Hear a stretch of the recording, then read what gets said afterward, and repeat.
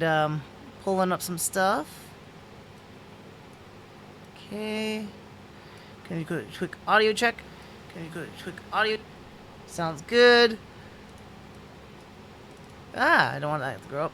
Let me pull up my little Twitch thingy so that way I can see you guys when you message me.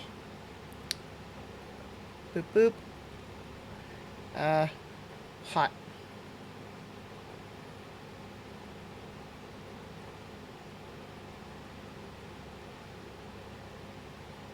Don't know why it's being funny to me. Trying to get to the chat room. Come on. There we go. Yeah, there we go. I can see it. That's all live.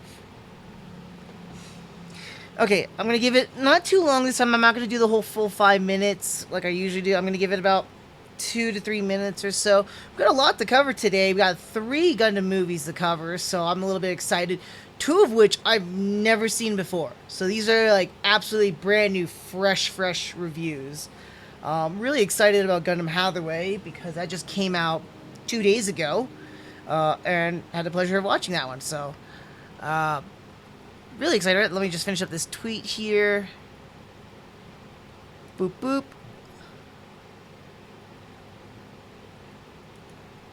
Yeah, I got that tweet out there. Woo! I hope you guys are doing good this 4th of July weekend here. Not bad right now. Tired but good. Sorry I'm a little bit late again here.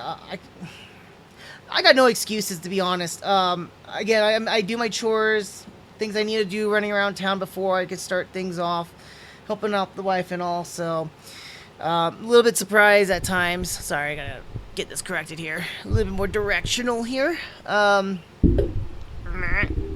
trying to make that look nice. But yeah, I know it's gonna be in the screen. I don't care enough.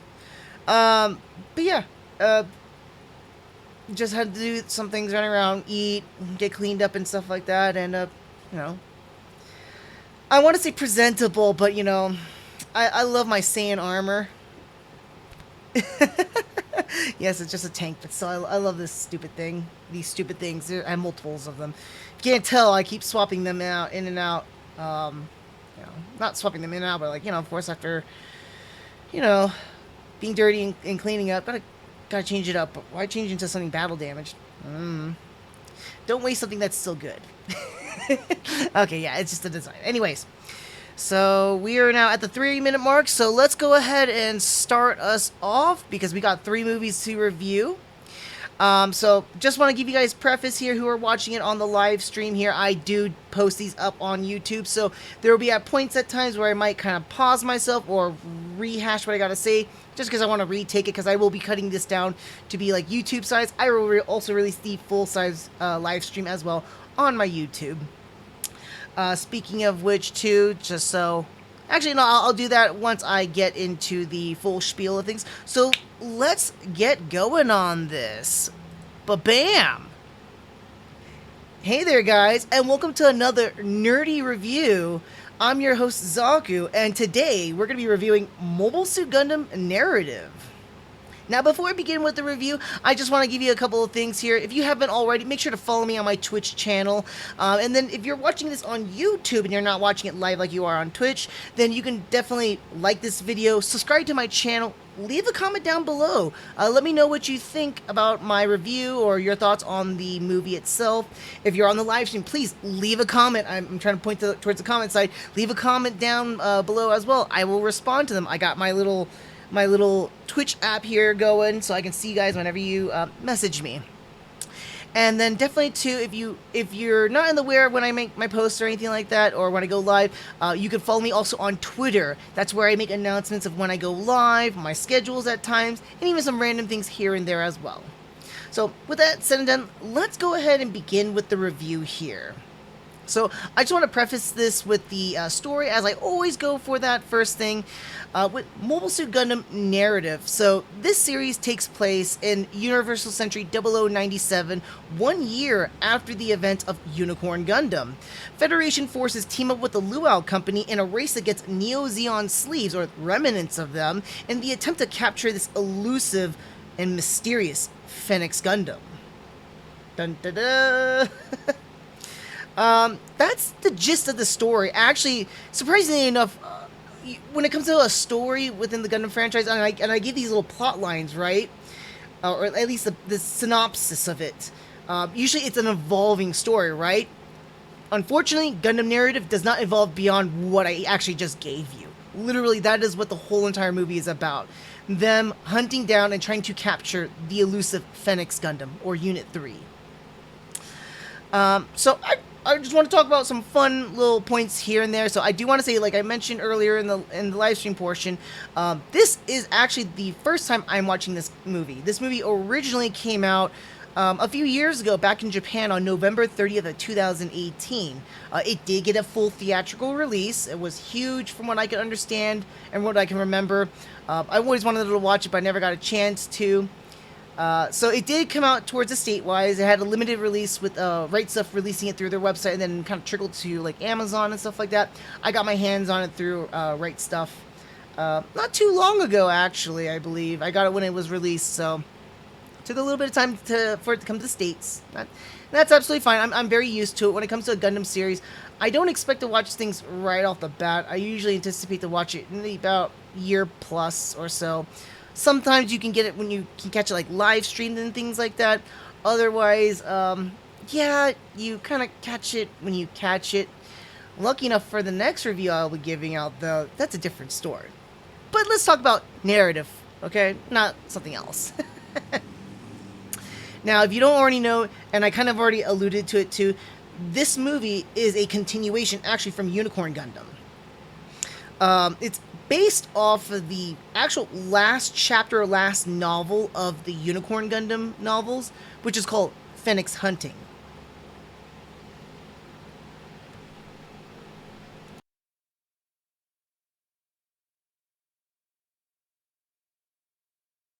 Haha, I caught myself this time. Don't want to sneeze and like hurt you guys' eardrums and whatnot. Someone's talking about me, I think. Hopefully good things. Anyways, so yep, it's based off of the last novel of Unicorn Gundam called Fenix Hunting. So I will get a little bit, not to the novelization part of it, but more or less about, you know, of course, the whole movie itself. Some other things I want to like glance over or talk about briefly. You notice some of the like the image itself and the animation itself. Actually, this is very, very accurate to what you're going to be watching in the movie itself. The animation is very much like this, albeit a little bit more smoother textures and a lot better in the coloring. Looks a bit discolored from what I can see here.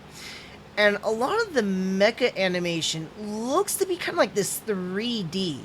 So if you really just take this as the image itself, it's very much this, again, blend between the 2D and the 3D from what I can see here. It's not bad. I think it's some solid quality animation. I like that a lot. The 3D portions are a little bit off-putting at times. It's not terribly that bad, not like in the terms of Origin, for an example, where, you know, the mobile suits would just stand out too much in the animation, or in the realm of the regular 2D animation. But it doesn't do that terribly bad, and you don't often see them together with the animation. Usually they're separated. You'll get your 2D animation away from the mobile suits, and you'll get the mobile suit 3D animation with each other, not with the 2D animation. So that's something positive, in my opinion. At least it doesn't break away from that movie magic of, you know, mise en scène. Now, in terms of the voice acting, it's not bad. I just feel like some of the characters don't, like, some of the voice actors don't fit the characters that well. Otherwise, like, most of the cast sounds pretty decent for the most part. In this case here, I'm actually talking about these two particular characters. This would be Ensign, I'm trying to remember his name. Ensign Jonah, and then we got Rita right here. I just feel like Jonah was just too bland, like super cookie cutter, cardboard boxy voice for him. But then again, context of his character makes sense, so I'm not sure what the direction was given towards the actor to portray Jonah as, but I felt like it could be a little bit a little bit more in tone with the character. His voice didn't fit there very well. Rita, on the other hand, just seemed too childish, too happy and all that jazz. I get it if it was supposed to be happy, but her voice actress didn't fit her in what I feel. But that's okay. I mean, that's how I perceived it, at least, right? Another all-right aspect of this movie was the music. It wasn't really that involving or driving in the film. There are some good moments where the music does have some good implementation, but most of it's very subtle-based music, atmospheric, so it doesn't really feel too intrusive in the movie. So if you don't really care too much music, or you don't really feel that music is really a driving point for you, this movie doesn't really have a whole lot that really resonates, if that makes sense. So one of the bigger points I really want to talk about was that narrative feels more like a conclusion to Unicorn Gundam, which is a little bit weird. I came into this movie not knowing anything about it really, other than it took place in 0097. So I'm like, okay, yeah, it took place after Unicorn Gundam. It probably has nothing to do with Unicorn Gundam. I honestly do not know what this. I saw this whole entire poster many times. Let me pull out the Blu-ray for you guys. I've also seen this little image right here many times too. It doesn't resonate with me about like what does it translate to, what does it mean. I'm like, okay. And then when I start finding out what the story is about, hunting down Unit 3 or the Fenix Gundam, I was like, oh, so this is really tied into Unicorn Gundam. But that's where we come to a little bit of an issue here. So I'm glad I'm watching all of this in a chronological order. If you were just some moviegoer that went into the theaters like, oh, this is the newest Gundam movie, I'm going to go watch the movie, or someone who randomly is going to come into watching this movie, you're going to get a little bit lost here. The movie, again, feels more like that extra episode, that epilogue, the finale to Unicorn Gundam, Act 5 at that point, Act 5, Act 6, depending, that closing curtain. We primarily focus on our three characters right here of Michelle, Rita, and Jonah, the miracle children, who grow up, and now we're following them trying to chase down the elusive Fenix Gundam. Problem here, though, is that it uses a lot of things that are contextualized within Unicorn Gundam or from previous other series. Very much this movie, I want to say, is in spirit, kind of like the very last episode of 8th MS Team. If you've watched back to my previous review, I made mentions to it at times too, where we don't deal with the characters from our series that we have watched. In this case, I would say this is a sequelization to Unicorn Gundam. We're not following Banneker, we're not following Minerva, we're not following anybody else at this current point in time. We're following a brand new cast of characters, and we're just following along towards like the tail end of the events that had happened, or what transpired afterwards. The only difference between that and 8th MS Team, we are following a character that was from the team itself, and then a side character themselves as well. But it's the same spirit, though. It doesn't feel like the same show, doesn't feel like the same thing. So it's very disconnecting from Unicorn Gundam, yet still connected very tightly with it. I was really hoping that there was going to be a lot more involvement, like seeing some aftermath with the Laplace's box. We don't get a whole lot of that, actually. We get mentionings of it in a sense, but it kind of happened and it didn't happen. Kind of like what a lot of Gundam fans were kind of concerned about. Like, oh, they bring this whole entire huge MacGuffin, and that's why I understand the disappointment a lot of people had with Unicorn Gundam. Honestly, I didn't have much of an issue, if you saw that in my previous review. But Narrative Gundam doesn't really do a whole lot with it, especially that it's the tail end of Unicorn. I mentioned earlier here too, this movie deals with a lot of like kind of harkening back. So we have a lot of dealings with Unicorn Gundam itself too, but this movie actually ties in a lot of things from all previous UC Century series. In this case, we get scenes or remade shots of, and by the way, I'm not going to spoil it, but I'm letting you know, massive spoilers too. It spoils the endings of Gundam, Zeta Gundam, Char's Counterattack, Unicorn Gundam. It even but reutilizes images and shots from Double Zeta Gundam.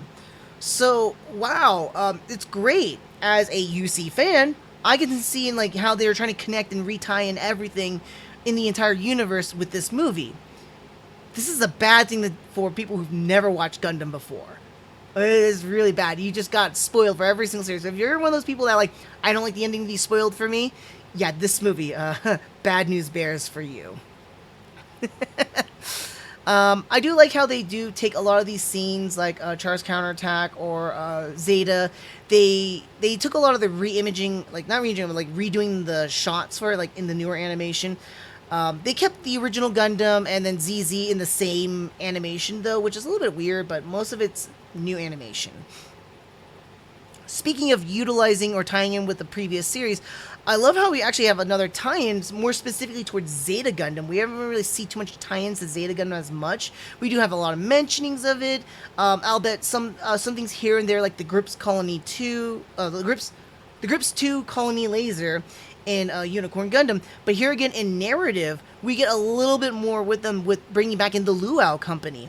If you've forgotten already, back in Zeta Gundam, it would be Wong, who is the controller of Luau Company, and then Stephanie, who works alongside with him in that company as well, and teaming up with Karaba. At this point here now, Luau Company has a little more of a, feels like Anaheim Electronics almost, having this little bit of an interest with trying to capture the Fenix Gundam here.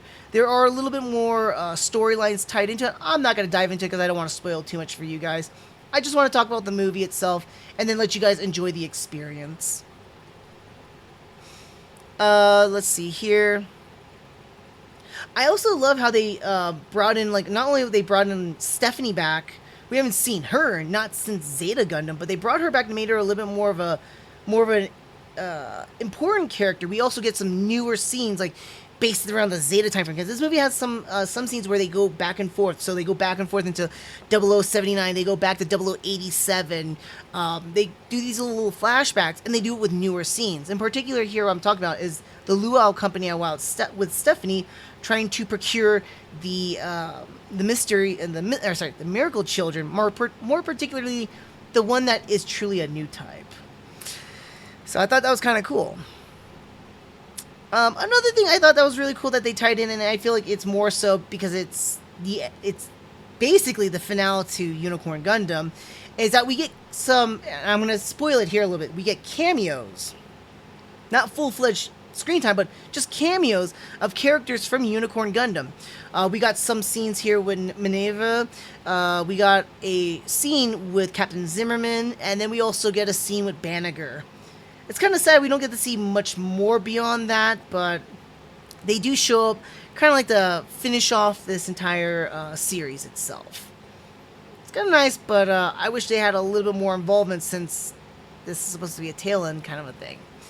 But we kind of sidelined them. They're just cameo appearances, and we really focus on our new characters. Just like how kind of like any other new Gundam series or movie tends to do in this case here. Another, not so much of a big spoilers, but I'm going to be kind of spoiling it a little bit here. I'm going to give you 5 seconds here to watch out. This is a spoiler about the beginning of the movie. Just the beginning of the movie, by the way. So it's not a big one.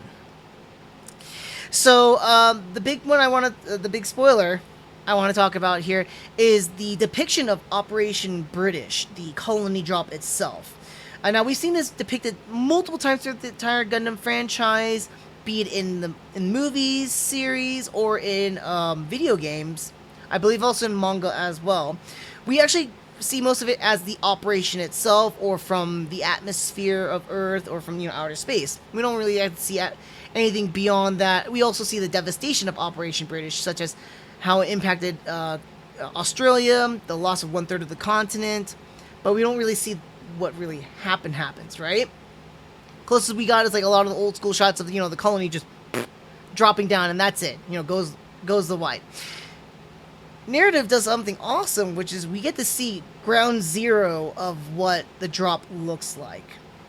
And immediately I want to say this is a redemption from ZZ Gundam. That's why I thought it was kind of important, or Double Zeta Gundam, because Double Zeta Gundam makes a colony drop at ground zero look like a joke. Like it wasn't really that big of a deal.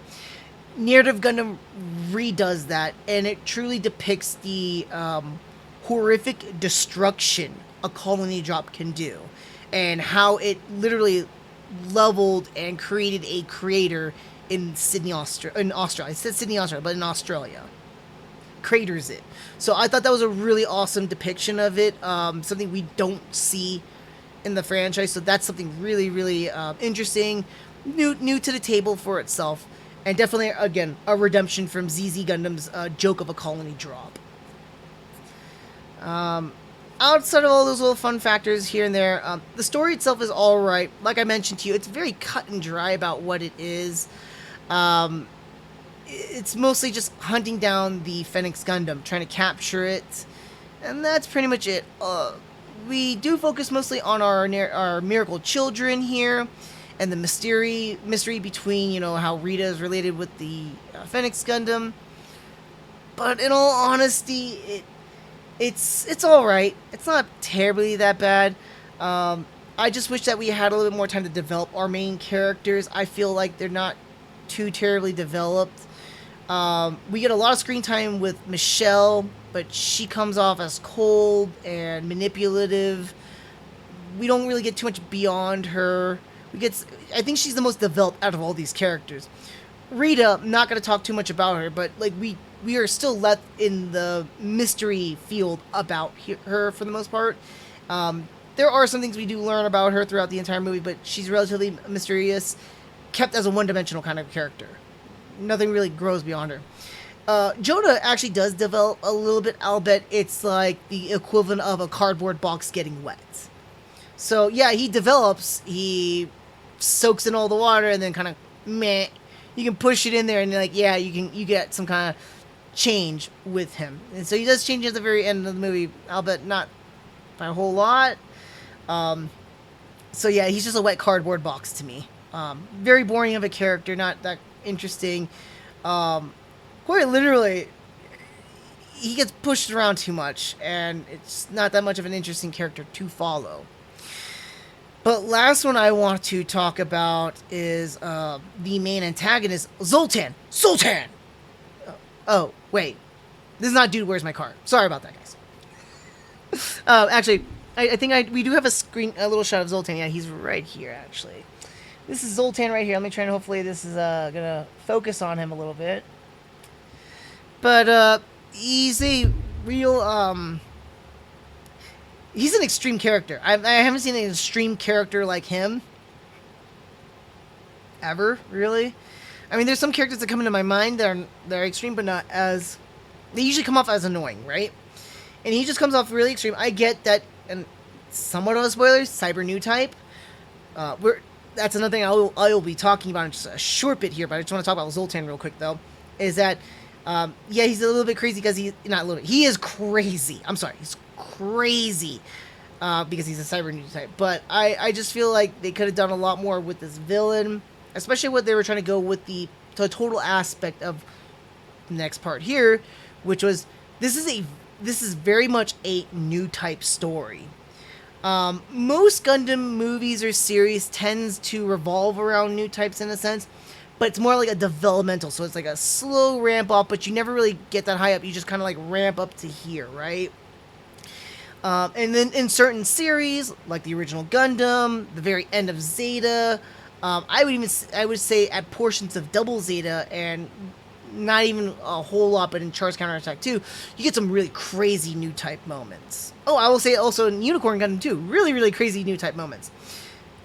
This now is completely revolved around the concept about new types. Not concept, sorry, but like new type characters, and it gets really, really out there. It gets really, really trippy, gets a little bit meta at times. Meta in the concept of the whole entire Gundam franchise. So that's kind of a cool, interesting thing about that one there, which is not also a good thing about newcomers. So I wonder how people who came to watch this in the movies, who've never watched Gundam before, watch this and how they would react to it. And not understand anything about like new types and cyber new types, because it gets kind of weird and crazy out there. It borderlines into super robot territory is what I like to call it. I mean, like, I get with the whole new type stuff or whatnot, but this movie really takes that to almost a bridge too far, and makes it almost super robot-esque with the whole new types and mobile suits and stuff like that. I mean, we already kind of got that in several portions of the Gundam franchise, but this one takes the cake. Besides Unicorn Gundam. Yeah. That's the best way I could put it. For me, at least, because I've been watching this in a nice chronological order, not of release, but in the timeline of the series, this makes absolute sense. The characterizations and mannerisms between like Zoltan and our miracle children right here makes a lot of sense to me. Their mannerisms, their behaviors, how they develop from, and we see them like, actually we don't see them as kids. This is when they're like teenagers, and then of course this is when they're adults, you know? And we get to see all these kind of developments with them, and for me it makes a lot of sense, like, okay, being a new type or being treated like a new type, those sort of things, all that transgressed and made a lot of sense to me. People who don't know about new types or haven't really watched many of the previous Gundam series, especially I would say around at least the Mobile Suit Gundam trilogy movies, Zeta, Double Zeta, and Char's Counterattack, will get lost with this. I will guarantee you will get lost with this and find this a very confusing movie at times. I'm just trying to decide if I want to say something that might be considered spoiler-esque. So I'm trying to watch out for you guys. I'm trying not to spoil it. Like with my reviews, I'm just trying to let you guys know about what I feel about these movies and just give you an overall idea so that way you can enjoy the watch. I'm not here to slam or critique him beyond that, but I'm just debating right now if I want to talk about this next point. I have it down, but I'm like, do I really want to talk about it? You know, for right now, I'm going to skip that. I do not want to talk about that. That does relate towards the spoiler of the movies. But I will just keep it as much as this, is that the whole cyber new type things comes to a crescendo in this film. Very much,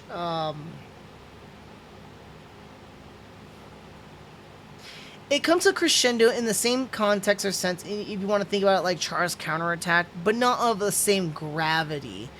I feel like it could have been done a little bit better, but hey, it was to end things off the way it wanted to end things off, and it made sense. I'm going to leave it at that. Leave it at that. Let's move on. But in all honesty, though, like, even with the introduction of new characters and villains and stuff like that, I just couldn't get behind any of the characters. A lot of them were really boring. Even with the returning cameos, they were interesting, but they didn't really do anything else other than like, hey, I'm here, and then scene over. That doesn't say a whole lot. Now, for the action in this movie, though, I do have to say, they dialed up the action to an 11. Like, out of a 10, they dialed it to 11 in terms of, like, visual speed. In fact, some of the action sequences were a lot more intense to my liking, though. So it's like, I feel like a lot of the action sequences go way too fast, or like crazy stuff, right? And the best way you can compare it to, it's almost like watching a fight sequence in Bourne Identity. A lot of quick cuts, a lot of quick edits, a lot of like clash, cut. And it sometimes is way too much, in my opinion. So narrative really dials that to an 11 and goes beyond that. If you could tolerate those kind of action sequences, cool. Me, I did not like it as much. It was still enjoyable, but I'm a little bit like pushed back to my scene, like, okay guys, come on, slow down a little bit, stop the, jump cuts, cutting it really quickly here. Not jump cuts, but like just cutting it too fast. Just dial it down, please. Yeah, it's a little bit much. I think I'm rehashing a point here, but okay, so I will kind of talk about a smidgen, just a smidgen. Okay, so the ending of this movie, I feel like wraps up nicely. It's wrapped up nicely, though. But the whole movie is kind of like a WTF moment, right? From beginning to end, we kind of get, like, the story of a new type story being built along. The fights that kind of verge into super robot territory. Again, if you're not familiar with like new type stuff or cyber new types, this story will not make a lot of sense to you, like why certain characters are doing this, why certain characters are behaving these mannerisms, why is Zoltan so crazy. It won't make a whole lot of sense. It'd be like super weird throughout the entire movie. Otherwise, if you continue through the entire series, kind of like I have, it all makes sense. It feels a little bit normal, actually, and I do have to pay, like, just, you know, a little golfer's clap towards the writers, paying homage and respect to a lot of how new types and cyber new types develop as characters throughout previous series introductions. But yeah, that's pretty much all I have to say about Narrative Gundam as a whole of the story. I'd like to jump into a couple of the segments I usually talk about, and the first one I want to talk about, of course, is my favorite suits. Now, Unicorn, Unicorn, but just like every other series in the Gundam franchise, every series introduces something brand new, mostly a lot of new suits, redesigns of suits, those sort of things. So, Narrative Gundam, which is a little bit, it does and doesn't at the same time, because it's a year right after Unicorn Gundam, so it's a series that kind of follow right after, not a series, but a movie or a series that follows from another series standpoint or a movie standpoint. Tends not to have a lot of new tech, right? Or not a lot of new mechs. So a lot of suits that we see in Narrative... Excuse me, I apologize. The Mickey D's is striking back.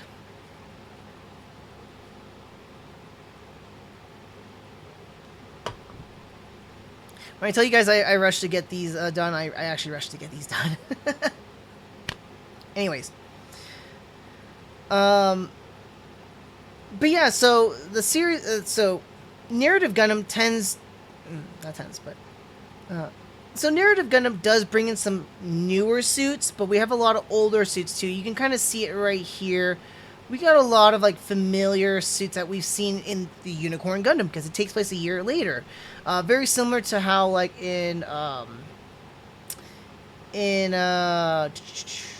I'm sorry, kind of like how we see it in Unicorn Gundam. It has some things that are already in Char's Counterattack, or like Double Zeta having suits from Zeta Gundam. This is very much the same here. I just want to highlight a couple of suits that were like okay, and then, you know, of course my favorite one, but I wasn't a fan of the newer suits here, so let me see. The Narrative Gundam, the titular mobile suit, or titular Gundam, is a very okay looking Gundam. I do want to say I do like its core fighter though. Its core fighter is really cool. Really ties in with the whole Fenix perspective though. But the suit's okay. There are backpack versions of it. I'm still debating if I want to show it to you guys or not. I'm going to show you at least the first one, because it's introduced at the very beginning of the movie itself too, besides the colony drop. So we got that. Core fighter again, yay! But yeah, I mean, like, we get introduced to this, which looks like the GPO-3 Denobrum from Gundam 0083. But yeah, I mean, that's the only one. I'm gonna not show you these ones, just to not spoil it. There we go. If you pause it, you can catch it. But yeah, Narrative Gundam is very okay. Even in its final form, it's really forgettable. Then we have the Gustav Karl. Very bulky suit. It looks like a beefed up, super beefed up Jagan or Jigen. I kind of like it. I kind of like the bulky design. It's very interesting. I'm just kind of surprised that this suit moves incredibly fast. And, you know, let's see if we can pull up the narrative. There we go. That's more akin to it. Dude, look at that. It lost some of the textures and designs, actually, from Unicorn Gundam. Because I love it when it looks like this. Here, it looks okay. It looks too sleek, too clean. You know, I like my suits to have some kind of like detail to them. But yeah, I like the Gustav Karl. It looks kind of neat. Another suit that's really cool looking is the Shinanju Stein. Really, it looks just like the Shinanju, almost like a Hayaku Shiki-esque. And it makes sense. This is Zoltan. Sorry. I gotta rehash that joke. I'm sorry. Cookie to those who know the joke. I made reference to it too. Anyways, though, the Shinanju Stein is an okay looking design. It gets kind of crazy here. Um, it's not bad, not bad. I prefer the original Shinanju versus the Shinanju Stein, but again, we're getting a redesign, rehash. Of course, I cannot talk about a Gundam series without mentioning Gundam, and I think that, bam, the Unicorn Gundam is probably the best. Let me get the animation version. Sorry about that, guys. Unicorn Gundam's really, really cool looking. Its design and utilization is still kind of mysterious. We don't get a whole idea behind that one, but even in its destroy mode, looks beautiful, fantastical looking. This is a really cool suit design. Really cool go for. It's funny that it's pure gold. I wouldn't expect that. You know, if I was thinking more like if it's supposed to kind of like be a phoenix, right? I would like want to see a little bit of like red design. I mean, there is the destroy mode. I don't know. I don't think F91 is red destroy mode. It's just destroy mode awakening. But you know, I would want to see some kind of like red with gold, kind of like a Chinese depiction of a phoenix at times, from what I can think of. But I mean, it's still really neat, unique looking in a sense, unique in utilization too. I would have to definitely say. But yeah, I mean, the Fenix Gundam or Unicorn Unit 3 Fenix Gundam it's a really cool one. That's the one I like the most from the entire movie itself. Not saying a whole lot. Again, this movie doesn't bring a whole lot of new suits to the table. We get like Narrative Gundam, we get the Shinanju Stein, which is a redesign. There is the Neo Zeong 2, but that one's more like a rehash. And of course the Fenix Gundam. Sorry about that, guys. But that's pretty much, when it comes to the suits, that's all I really have to say about, you know, Gundam Phoenix. Or the Narrative Gundam. Sorry, blah, blah, blah. So, but that's all I have to say when it comes... But that's all I got to say when it comes to the suits of Narrative Gundam. Some of my favorites. Some of the ones I just want to just kind of mention here and there. But let me jump into our next portion here, which is... I'm new to Gundam. Should I watch Narrative Gundam first? Absolutely not. First and foremost, like I mentioned before too, Unicorn Gundam... This is a finale or an ending episode, essentially a movie version of that, by the way, too, of Unicorn Gundam. So you need to watch Unicorn Gundam, and it's a requirement, I would say, to watch it before watching this movie at all, because it gives you a lot more context about the ending with Laplace's box. Yeah, it might not deal too much with Laplace's box directly here, but with the whole concept that Unicorn Gundam brings with new types at this point, it makes more sense contextually, especially in this movie right here, because it brings in stuff from Unicorn Gundam that we don't see in previous Gundam series. So it's important to watch Unicorn Gundam before watching Narrative. So that automatically disqualifies this from me saying, hey, yeah, definitely watch this first if you're a newcomer. The next big one too, and I've already mentioned this one too, is that this movie heavily relies on all previous Gundam series. In fact, even spoils the endings of all previous Gundam series in the main UC timeline. So in a really good sense, you're not going to get much of an enjoyment from this movie. In fact, it's spoiled for every other series, unless you've already watched previous Gundam series and movies. In all honesty, this is something I would tell newcomers to stay away from. Absolutely stay away from this movie. But if you've already watched the Gundam franchise, like, you know, the main ones I've already mentioned, like the original Zeta Gundam, Double Zeta Gundam, Char's Counterattack, and Unicorn Gundam building up to this movie right here, then it'd be worth a watch. You know, it's a good closing chapter to Unicorn Gundam. A lot of the new type stuff and Cyber new type stuff makes a lot of sense. It's pretty straightforward with the story. And, you know, a lot of the... I'm getting a little ahead of myself here. I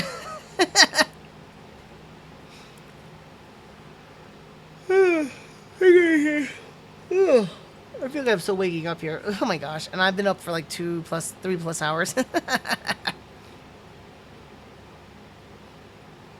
I'm just trying to read my notes here again. Okay, so let me just rehash the whole entire point here, right? So let me go ahead and jump into my next segment here. I'm new to the Gundam franchise. Should I start with this movie first?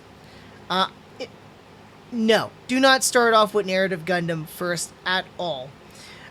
First and foremost, this is a finale or ending episode extended to Unicorn Gundam. So Unicorn Gundam is a requirement to watch. While Laplace's blocks doesn't play a important portion to this movie at all, the events that transpire and the whole rationale or what they do with new types in Unicorn Gundam do play a pivotal point towards narrative and how the story evolves. Very much so that you also need to watch previous Gundam series to understand the whole cyber new type storylines, to understand the character motives and interactions with each other. This movie is very much like a new type fever dream. And having not watched any of the previous series or anything like this, or like that, you will have no context or reason behind new types and cyber new types, which would make this movie kind of like one crazy acid trip. Character motivations, actions won't make much sense at all, and then you would just get lost in the whole entire movie. God, I feel like that was a terrible explanation here. I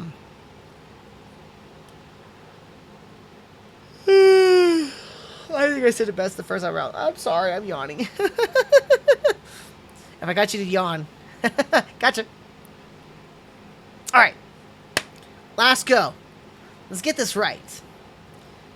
So let's go ahead and start off with my next segment that I love to do, which is I'm new to the Gundam franchise. Should I start with Gundam Narrative first? Absolutely no. Like I mentioned earlier in the review here, Gundam Narrative is basically like the final or epilogue episode to Unicorn Gundam. So Unicorn Gundam is a requirement to watch. While Laplace's blocks incident doesn't play any real importance towards the storyline here, what makes it important though is that the concept of new types and what they do or what revolves around new types in the Unicorn Gundam story plays pivotal moments, especially in narrative. That being said too, this movie spoiled a lot of previous Gundam series in the UC timeline and utilizes a lot of storylines and what we are already familiar with when it comes to new types and cyber new types. In fact, this movie feels very much like a fever dream for new types and cyber new types. And if you have never seen any of the previous Gundam series before, especially when we build up towards the end of the movie, it becomes like one crazy acid trip that doesn't make any sense. That none of the characters' actions or motivations or their interactions with each other make sense at all. So definitely this is not a movie I would recommend to anybody who's coming into the Gundam franchise for the first time. Absolutely not. That said,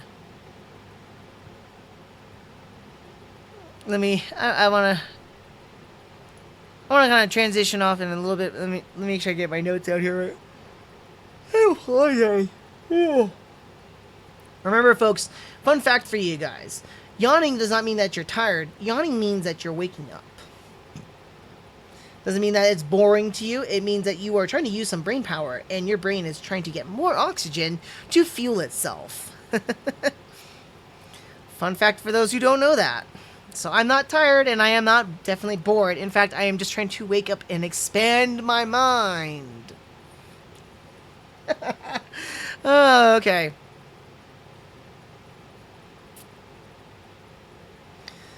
Alright, so with that said, as an overall, Gundam Narrative is a decent movie that you need to do a lot of groundwork beforehand in the Gundam franchise to get any real sense of enjoyment from the movie. And I'm primarily talking about in the UC timeline specifically. You know, the original Mobile Suit Gundam, Zeta Gundam, Double Zeta Gundam, Charles Counterattack, Unicorn Gundam, those sort of things. Let me rehash myself. I apologize. And as for the overall, Mobile Suit Gundam Narrative is a decent movie, but you're going to have to do a lot of groundwork in the Gundam franchise, primarily in the prior UC century, to get a lot of sense or enjoyment out of this movie. For what it's worth, though, it's a good closing chapter on Unicorn Gundam, and it's an enjoyable movie if you watched every other series up until this point. Beyond that, the story is pretty straightforward, albeit with a lot of crazy new type and cyber new type stuff, and some beyond intense action sequences. All of this, though, is marred down by subpar forgettable characters and lack-worthy character development. That said, Mobile Suit Gundam narrative gets a 3 out of 5. I do have to say, with narrative, it was a not that bad of a movie. Makes a lot of sense when you watch everything else priorhand. Pays a lot of respect to the Gundam franchise itself. But if you never watched any of the previous stuff, you are going to be lost. And I, again, question, what was the Japanese audience like who've never watched Gundam, watched that movie in the theaters? And I want to know what they thought of it. Because they probably was like, wait, what? Anyways, if you haven't already, make sure that if you're watching this on Twitch, make sure to follow me on my Twitch account here. If you're watching this on YouTube, like this video, subscribe to my channel, and comment down below. Let me know what you thought about the movie. Did you like the movie? Did you like, or what you thought about my opinion about the movie? Leave a comment down below. I want to hear from you guys. And definitely, if you want to keep making sure to follow me or when I'm going live, essentially, you can follow me on my Twitter account. On my Twitter account, it's when I make posts or announcements when I'm going live, when I'm reviewing next, and sometimes some random things here and there as well. With all that said, I do want to thank you guys for watching this review, and until the next one, see you next time. Take care. Alright, and that does end the narrative Gundam review. That doesn't end my reviews overall. So give me a moment here. I'm going to reset myself a little bit. Ah, yes. We're now getting into the next phasing of stuff. Beep, beep. Okay, cool.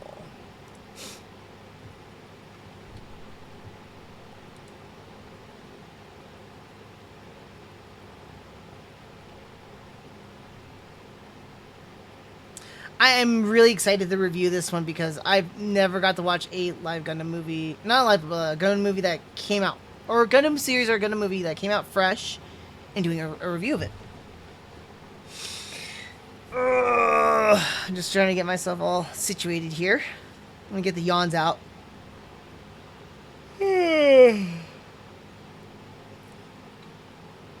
Alrighty then.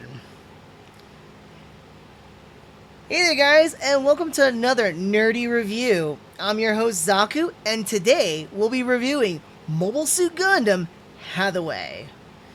Now before I begin, just some quick things here. If you're watching this on Twitch, follow me on my Twitch account here. If you're watching it on YouTube, like this video, subscribe to my channel, and leave a comment down below. I want to hear you guys' thoughts on this movie or what you thought of my opinion about it. And also, if you want to get keep up to date with when I'm going live and all that stuff, make sure to follow me on my Twitter account. Again, that's when I post when I'm going live or some random things or what I'm reviewing, just, you know, all sorts of stuff. So make sure to follow me there too as well. With that said, let's go ahead and begin with the review. Now, I'm literally just going to take the synopsis straight from Netflix with a little bit of my pizzazz here. So, in Universal Century 0105, after Char's rebellion, Hathaway Noah leads an insurgent against the Earth Federation. But after meeting an enemy officer and a mysterious woman... Oh, sorry. Let me rephrase that. I get a little bit too ahead of myself at times. You know, I am going off of... I'm reading this one. This is straight up from the Netflix thing, so... Let's start off with the story here. And I'm again taking this straight off from Netflix here with a little bit of my own pizzazz additional to it as well. So, in the Universal Century 0105, after Char's rebellion, Hathaway Noah leads an insurgent against the Earth Federation. But meeting an enemy officer and a mysterious woman alter his fate. It's an interesting point, and there's actually a lot more to go behind that one. So I just want to give you guys some little fun factors here. This is quite literally the newest Gundam movie. It just came out a couple of days ago. Today being July 3rd of 2021. It came out on July 1st. So 2 days ago it came out. And yes, I did review it on July 1st. Or watched the movie on July 1st. This movie was originally set to come out last year, around about the same time frame in summer. I believe it was actually supposed to come out in May or June. Of course, because of the COVID-19 pandemic, they had to stagger the release, and then they released it not too long ago. Actually, they pushed it back so far that they just released it last month in June, theatrically in Japan and China. And then internationally and state-wise, Netflix actually secured the exclusive rights to stream the film, and that's why it was released just 2 days ago on the 1st of July. So this is kind of a unique thing, kind of cool too, because as I mentioned, I don't often get to watch Gundam movies or series when they first come out. I usually have to wait a few years or so before I even get to watch the new content. And as that comes out, newer content comes out, so I'm always going to be behind, which is kind of sad, but I'm actually kind of glad I finally got to watch something that came out, quite literally. For those who are not in the know, Mobile Suit Gundam Hathaway is actually the first of 3 movies that are going to be adapted from Yoshiyuki Tomino's novel, Hathaway's Flash. In fact, Mobile Suit Gundam Hathaway is basically the first novel of the 3. So, not much of a spoilers here. This movie does kind of end off, not really have a cliffhanger, but building off towards the next movie. And we're expecting to get our next 2 in the coming time. It is now currently, from what I can understand, in production. But there's not much information beyond that when I was scouring the net for more info for the sequel. Let alone even knowing the name.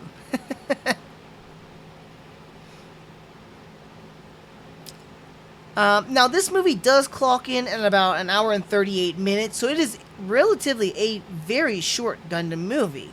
But they managed to pack in quite a bit into it, too. I'll get in a little bit of the specifics here. Now, with the animation, what you're seeing here is kind of similar to the animation that we would be seeing in the movie itself.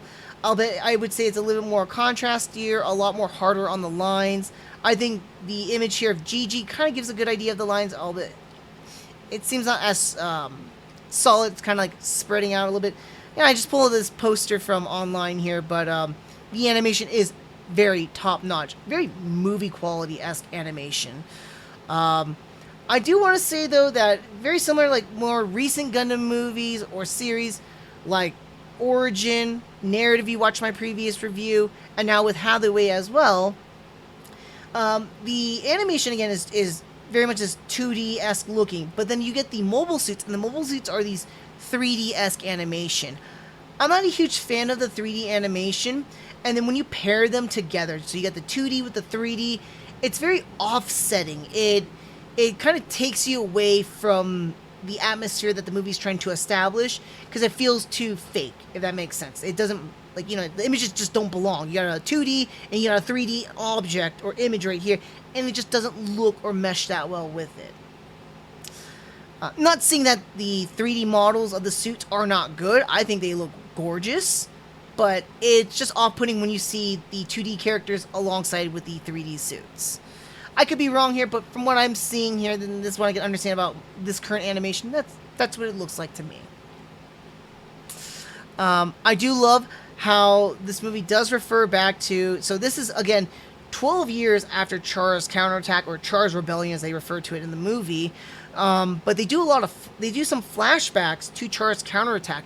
Not only do they do flashbacks to it that are from the movie itself, but they do these flashbacks in newer animation. So it's just not a cut of the 1988 film itself and then just put into the movie. No.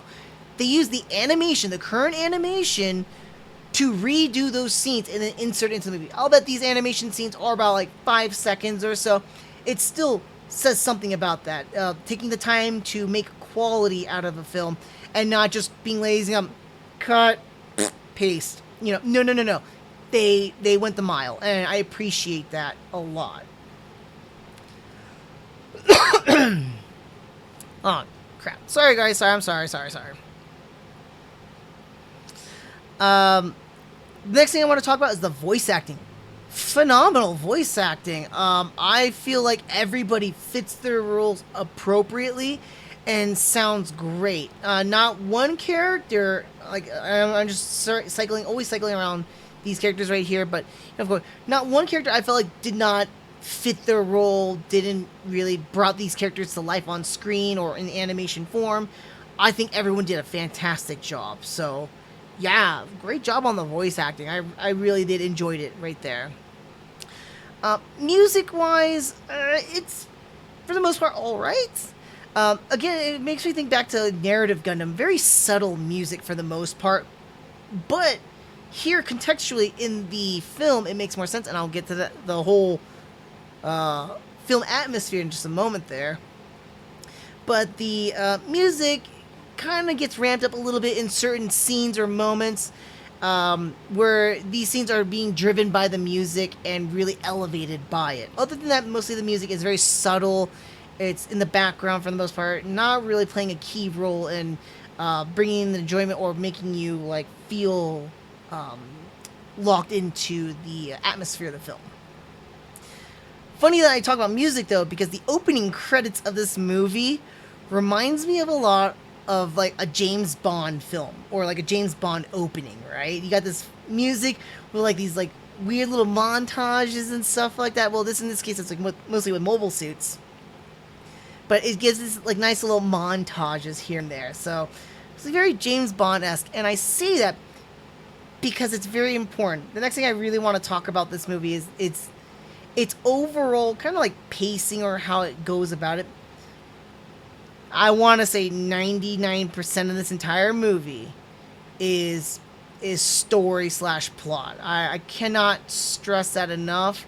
I might be exaggerating a little bit. I might be going too much of the extra 4%. So 95%. I'll say 95%, okay, of this movie is very much story and not action at all. It feels very much heavy into this espionage-esque storytelling.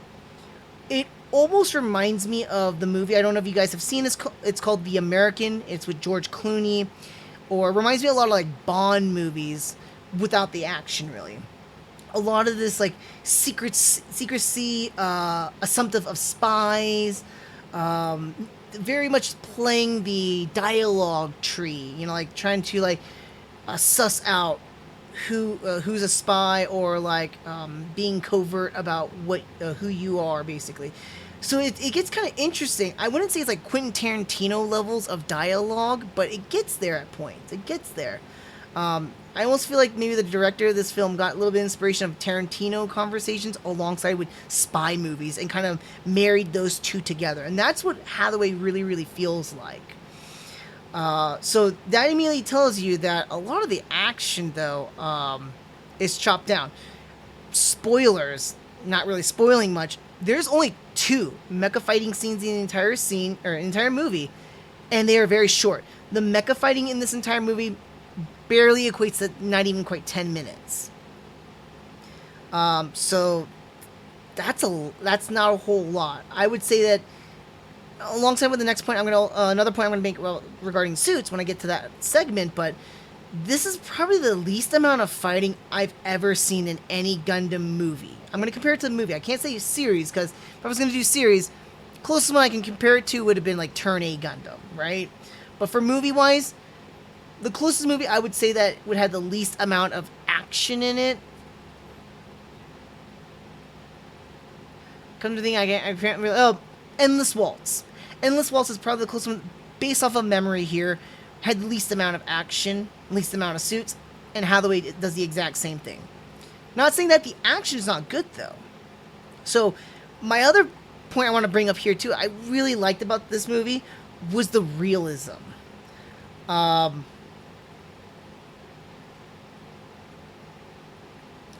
So let me give you a exaggerated point of view too. I think it's kind of fun. So the realism I really liked in this movie was like a lot of it with the suits too.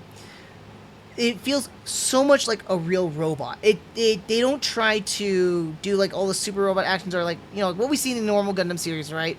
These suits move very kind of almost clunky-esque, very tanky, what it feels like. Their motions, the sound effects, the mannerisms of these mobile suits feel very real robot-esque. Their attacks also, like, you know, like with beam riflery was amazing. The beam riflery almost feels like a plasma-esque. So like when it hits certain things or hits certain environmental objects or whatnot, or even the suits themselves, it could cause that plasma splatter. So it kind of defines a little bit more of that realism about what a beam rifle is like. It's not like a pure light, but more like plasma almost. And you can get these like sparks of the beam rifle, and actually how much that can cause damage, not towards what it is being hit, but the surrounding things around that beam rifle shot. And I thought that was crazy cool, like things catching on fire, melting, or even people getting hit. So I thought that was some real good attention to detail, to realism itself. Again, the mobile suits don't move incredibly fast or whatnot, so it gives that sense of like, okay, these are like real hulking machines. They're not like human motion, like incredibly fast. They're legit based in the physical realm of what machinery can move like. So that's something I really appreciated in the movie when it regards like real life physics. Other things, there were some smaller things that I appreciated in the film too, was respect towards realism. I'm trying to say that. So respect to realism in certain aspects. In the plane hijacking sequences, we get like when there's gunfire or whatnot. Now, one thing I will argue, like, it breaks the reality is that like if gunfire is happening in a shuttle, wouldn't that pierce through? But this is a shuttle that does do atmospheric re-entry, so the hull could be a lot more stronger than what it is and can take it in, because I mean, you are re-entering into Earth's atmosphere.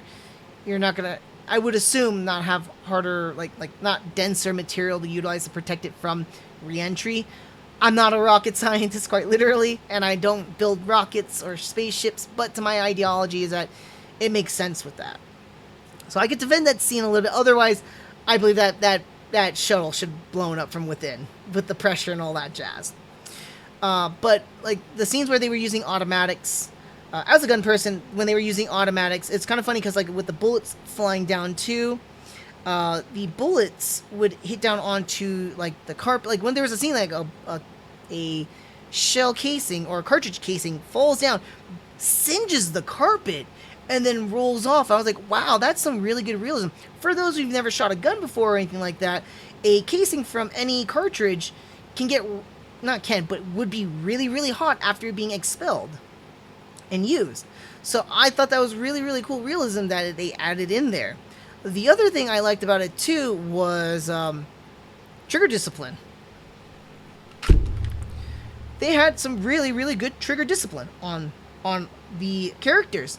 Hathaway in particular, after utilizing his, after defending what he needed to do, would have his finger off the trigger for the most part. Not in the trigger well or anything like that. So I thought that was very interesting that they paid respect to that. And you go like, Zuck, why is that even important? And I go, okay, well, it's important to have that in the context of this. When it comes to movies, a lot of times they don't really depict guns or handling guns in a very responsible way. I'm not going to say realistic, but in a more responsible way. And people would put their finger in the trigger well and do stupid things and whatnot. And that's how you get accidents a lot of times. It's one thing in real life when that happens. And sometimes in real life we see it in shows or movies where they do kind of have some level of finger discipline. That means that tells me that they have a good weapons expert / firearms trainer on set to teach their actors not to be stupid and put their finger in the trigger. Or put their finger in the trigger well. And teach them, hey, have your finger off the trigger or put it on the frame, aim low, and not at anybody, okay, when you're not using it. That's very good discipline. That's one thing to learn about that in real life. It's another to show that in animation. I think that's fascinating. I think that's actually interesting in a lot of detail in respect to being a responsible firearm user. They had Hathaway and the Kenneth Slog have like their finger, like have really good finger trigger well discipline on that one. Now, you can't say the same thing with these guys, but then again, I'm not going to argue semantics about that, but I'm like, the level of discipline, right? The level of showing that in the movie in an animated form. They didn't even have to bother to do that. They can just animate them, keep their fingers on the trigger wheel. But no, they animated them to not have it on the frame. I thought that was awesome. And showing people like, hey, this is what you should probably be doing. I know a lot of people are not going to pick up on that one, but for, you know, a gun enthusiast, a firearm enthusiast like myself, or anybody else, they would truly appreciate that in an animated movie. Okay, animated movie. You can't get real life actors to really not put their finger in the trigger well, but they did it in an animated movie, so I thought that was really cool. That made a big difference to me. So there's that level of realism again too, and you know, showing responsible firearm handling and ownership in a sense. Overall, though, I thought that the pacing of the movie, even though there wasn't a whole lot of action, was very well paced. It's divided again with the story and then characters themselves and the character development. Although character development isn't too grandiose, it's still very good character development. I feel, at least. I find it interesting, and it was tying along with the whole espionage stuff. I would have to say that this is a very different Gundam movie. It's not anything that I've ever seen in the entire Gundam franchise. While we have had moments of espionage and spies and questionable things, this is not the same as anything else that we've seen before. This feels very much like watching a spy movie, a James Bond movie almost, you know? This is something absolutely different and new in the Gundam franchise, and I actually welcome it. It's pretty nice, refreshing even. On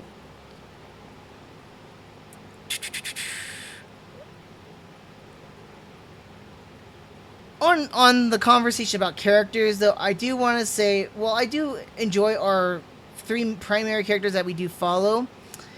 Not that I hate her, but our mysterious Gigi, a lot of her mannerisms, a lot of her characteristics remind me of Quest. Now, this is on purpose, though, because as we see with Hathaway too, his mannerisms and reactions towards Gigi is that because of his thing for Quest still. I would say, though, that she is not as bad as Quest because she doesn't do anything stupid like Quest. But she borderlines with a lot of her mannerisms and attitudes, which also kind of harken back to the whole new type stuff. So, again, while it's a little bit frustrating or irritating, for somebody who's already been watching a lot of the Gundam series and like now keeping a straight line with the timeline itself too, a lot of her characters and mannerisms matches up to a lot of what we see in Cyber New Types and New Types. So it makes sense. It makes sense. And same thing with Hathaway and his mannerisms and behaviors too. I think people who come into this movie would find her very erratic or weird and a played up character. I don't think that's the case for Gigi here. But yeah, I just want to point out, like, she kind of grits on me in a little bit, but it makes sense with her character and how she impacts Hathaway throughout the entire movie.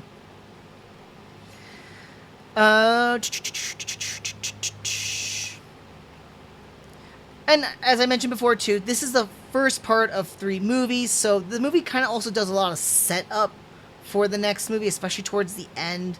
The final fight doesn't really feel like a final fight here. It felt like more of a short little sortie, and that's about it. That said, though, even though like the movie ended in that way, not quite of a cliffhanger, but more like a lead up to is the best way I can describe it. It's not really that disappointing. It's not something that would frustrate me, and I don't think would frustrate too many people. I think just the final fight itself would just be a little bit of its frustration. I do look forward to and wanting to see the next movie. Hopefully it's going to be released in something akin to how Hathaway is released.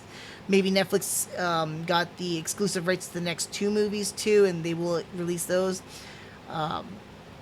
But I am definitely looking forward to watching the future too. I'm not really mad about how this movie ended. It could have been much worse. It could have ended on a cliffhanger, then that would definitely piss me off and really drove the score down. But no, it ended off nicely. It was more, again, Not a cliffhanger, it's a lead up. It's a lead up to the next movie. Very different from a cliffhanger where it cuts you abruptly and leaves you with so many questions or like excited for the next part of the movie, right? No. This movie concludes and then, you know, does a little tiny ending to tie things up of the current movie and lead up towards the future. So I am looking forward to the next movie. I'm sad that I can't watch them in sequential order here. So, like what I've been doing with my entire Gundam franchise review, I wanted to go through a nice timeline and see how things progress and how our writers and directors are keeping consistent with the whole Gundam franchise. At least in this case with the UC Century, keeping everything pertinent and the same as it is. It's the same. It's a shame I will not get to see those future ones, but I will definitely review them in the future when they come. Hopefully, just like Hathaway, they get released, like kind of like a day one release, and I can actually watch it rather than having to wait years on end. Like the difference between Narrative Gundam and Hathaway, for an example.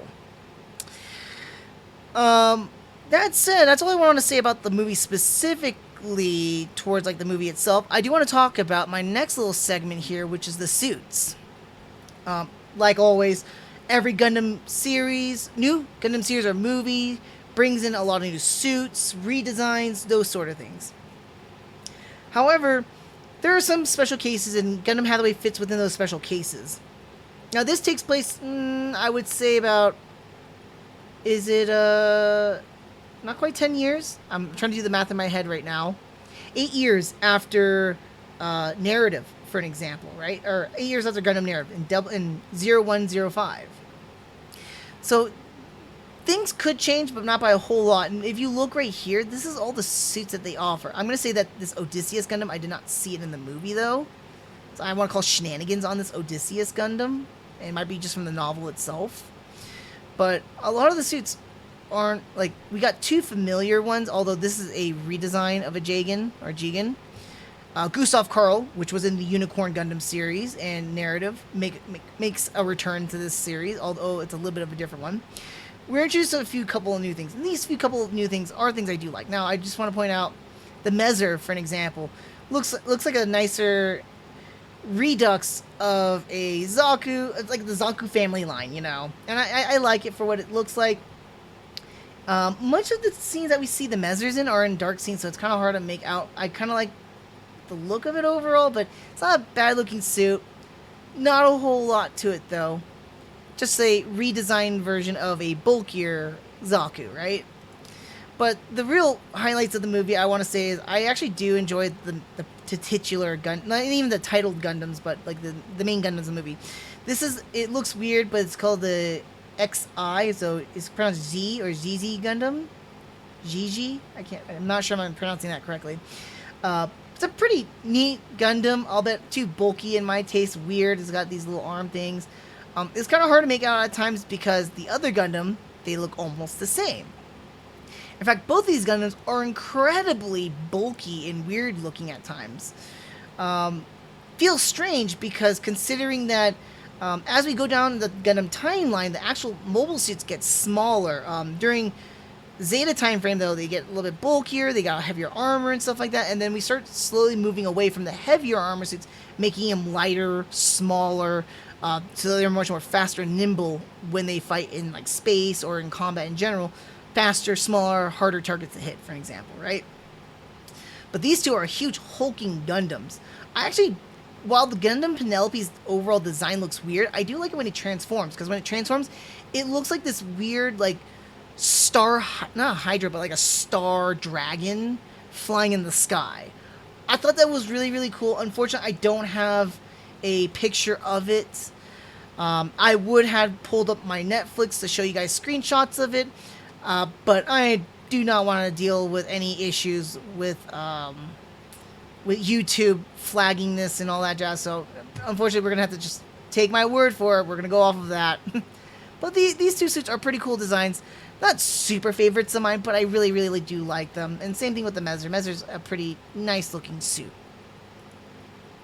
That's pretty much all I wanted to say regarding the suits. Again, Gundam Hathaway does not bring in a whole lot of new suits. In fact, 3 new suits is pretty much it.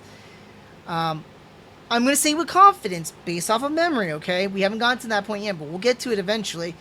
But I think Gundam Hathaway takes the cake for the least amount of action and the least amount of new suits. I think the only other one that would come close to Hathaway would have been, in terms of suits, between a new translation or, if you want to call that too cheeky, I would say next is Gundam Wing, or sorry, Endless Waltz. Same thing with the amount of action too, because Endless Waltz only has like maybe like 3 or 4 action sequences, and Hathaway only has 2 mecha action sequences, 3 if you want to count the whole airplane hijacking scene. So that's not a whole lot. And this movie, again, 95% of this movie, not including that third non-mech action sequence, is mostly story. So I do want to say, like, it takes the new tier for at least amount. A lot of people praise Gundam Wing Endless Waltz for being an excellent movie and stuff like that. We'll see again when we get to my review regarding that, when we haven't gotten to that point yet, but from what I can base off of memory, it didn't have a whole lot of action. It was a cool movie, but not a whole lot of action, not a lot going on, mostly story, which is where it hits. I would say the same thing with Gundam Hathaway, and Gundam Hathaway really hits a lot of nice points here and there. Which brings me to my next segment here. I'm new to the Gundam franchise. Should I start with Mobile Suit Gundam Hathaway? As of right now, and I've only watched this once now, but considering all the factors I have for this movie, I would say no. It's not because this movie is not complete, because, this is the first of 3 movies, so that might have impacted my thought process of like, hey, you shouldn't watch this because it's not complete. No, that's not the case. Not that I can't give a full opinion about the movie, because the movie itself is a good movie. But I think contextually, within the Gundam franchise itself, right, what you would concept as what Gundam is, what do I expect when watching a Gundam series? I don't think this would be a good movie to jump into. Very much, again, the story is more of an espionage-esque story. It's very different than from various Gundam series. And while the movie does take place far from all prior events, with the closest one being Char's counterattack and... Oh, sorry, not Char's counterattack, but Gundam Narrative. That's the closest one, an 8-year gap, right? This movie does reference a lot of times to the previous other movies, so it does make references, or movies and series, so it makes references Char's counterattack, not so much so as Unicorn, but it does reference it with the whole concept about new types that was introduced about that with the whole Laplace box incident. And I feel, again, between the interactions between Hathaway and Gigi, you're not going to get a whole lot of understanding or making a lot of sense of it if you haven't seen Char's counterattack, or at least, the original Mobile Suit Gundam, or not, I wouldn't say the original, I would say Mobile Suit Gundam trilogy movies, Zeta Gundam, or Double Zeta Gundam. I would even throw in Unicorn Gundam too, because the interactions and storylines that revolve around new types is kind of critical, because you would never have an idea of like why are these characters behaving this way? Why are they interacting in this manner? It wouldn't make much sense if you came into this brand new and it would just seem very, very awkward or weird. It wouldn't make any sense whatsoever. So, as much as this is an enjoyable, like, story-based movie, I don't think it's something that really represents Gundam in the best way possible. And for a newcomer to come into it too, they're gonna get a misnomer, a misidea about what the Gundam franchise is not quite about, but what the Gundam franchise is like. So I don't think this would be a good starter movie. I would definitely recommend the movie, though. It's a good movie, but not for a starter. Not for a starter. That said, though, since it's on Netflix, though, and I don't like talking too much about or like promoting like other things unless I'm being sponsored or whatnot. But like with Netflix, though, the nice thing about Netflix, as of right now, of July 3rd of 2021 right now, Netflix does have something that you can watch. So the nice thing about it is that they do have the Mobile Suit Gundam trilogy movies, they do have Char's counterattack, and they do have Unicorn Gundam. So quite literally, if you want to, you can watch those 3 and then watch Gundam Hathaway. and you would get some semblance and understanding. Because at least with the original movie trilogy, it's going to set you up with the ideology about behind new types. Char's counterattack will crescendo the whole conflict of new types. And then Unicorn Gundam introduces some new ideologies revolving around new types and actions against or with new types that is presented in Hathaway. So I think that would be a nice little lead-up watch. Unfortunately, Netflix does not have Zeta or Double Zeta Gundam, which I would recommend watching before watching Hathaway. I don't think narrative is imperative to watch before Hathaway. So that kind of gives you an idea, like, hey, this is brand new, Zaku. I really want to watch this. What should I do? I'm like, seriously? Watch all the other Gundam series, sans Iron Blood Orphan on Netflix to build yourself towards Hathaway. Watch Iron Blood Orphan either before you start that little run through or afterwards. But they're all movies, so that's the nice thing. They're all really, really contained. It'd probably take you about a day to watch all of it, I would say. Maybe more, maybe 2 days or 3 days, depending on your schedule. But I would definitely say like that's your best options here.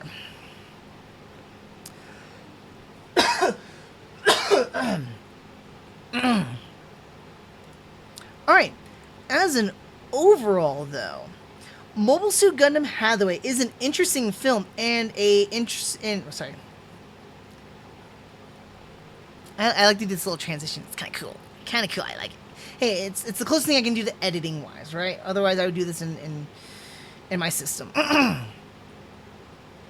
me try and read this real fast here, just so I don't flub up anymore. I hate flubbing up. It drives me nuts. Oh, here, I'm using that brain power.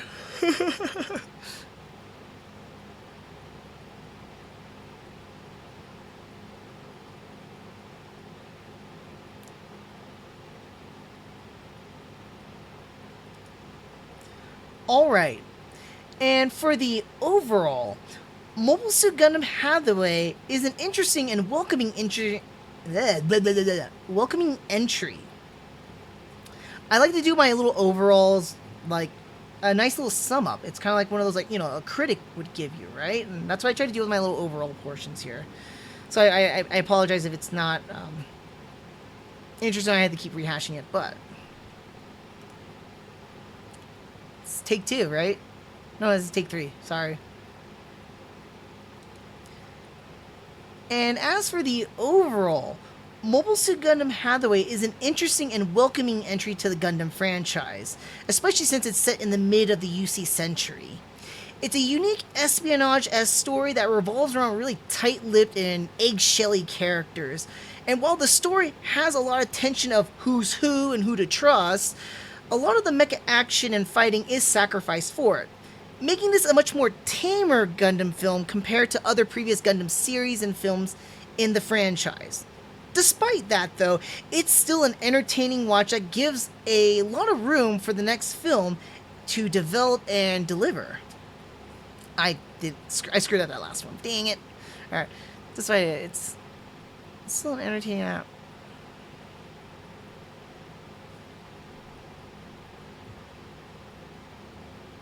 Okay. I think I got it.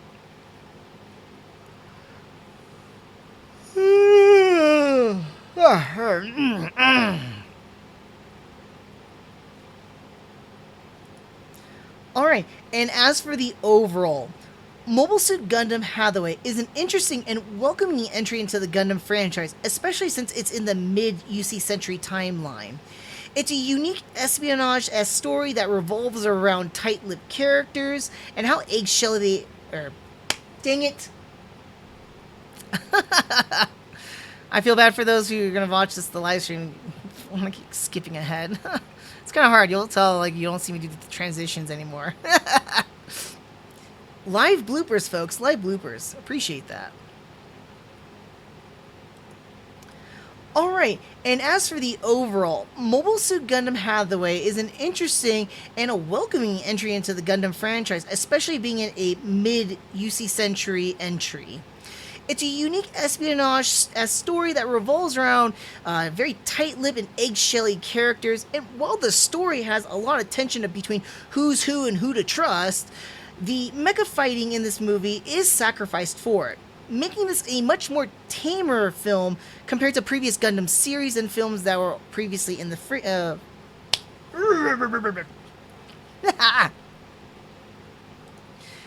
making it a much more tamer film compared to previous Gundam series and films.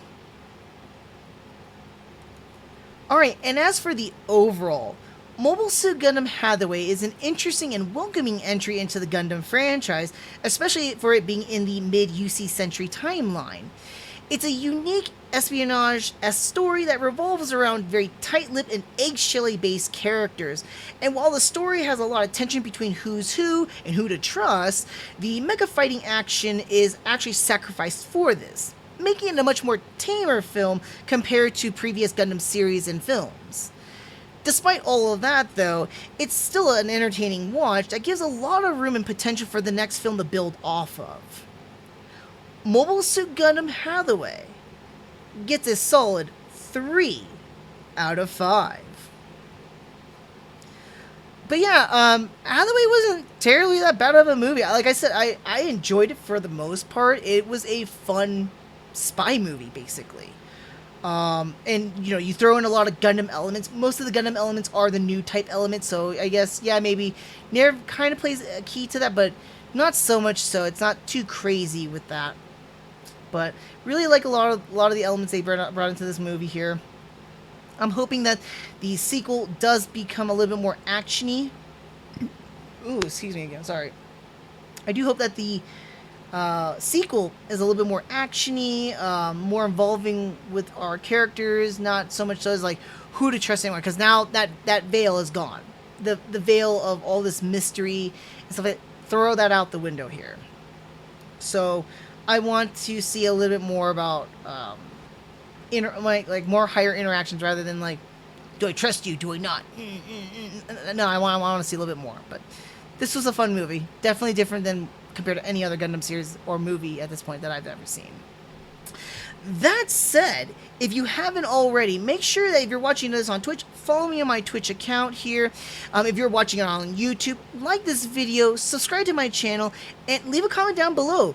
Let me know what you think of Mobile Suit Gundam Hathaway. It's a brand new movie, so I'm curious what you guys got to say about it too. What did you think about my opinion about the movie? What did you think? Did you think it was sucked? Was it good? Was it too boring? Or was it very clever and interesting and intriguing? You tell me. I want to hear from you guys, so leave a comment down below.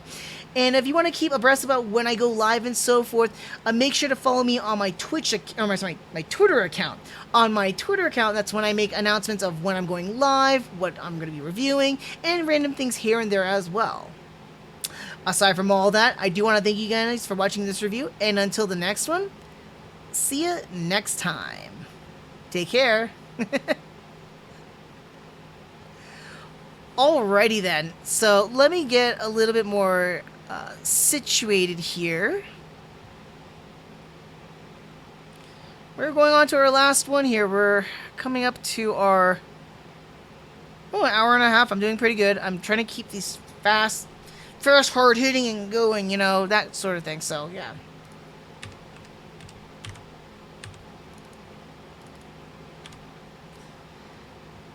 I really do enjoy these two posters I'll be showing you guys in just a moment here. Let me just post that up. I really like these two posters. This is the original theatrical one here, and then this is the one for the Blu-ray, obviously. I hate blowing it up because it looks kind of... Oh, it doesn't look that bad. I can blow it up. It looks fine. Just gonna scoot it up here. But I really like it. It's very, very nice looking. I like kind of this, like, 80s, 90s, like, matted look. I really, really like that. It's nice artwork. I like it a lot. Anyways, why am I talking right now? I should start the review then, right?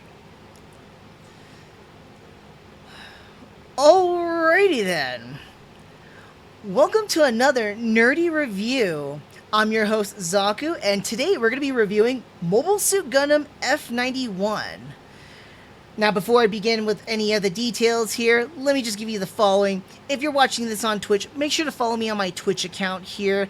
If you're watching this on YouTube, like this video, subscribe to my channel, and please leave a comment down below. I want to know what you guys think about this movie, or what you thought about my opinion on this movie.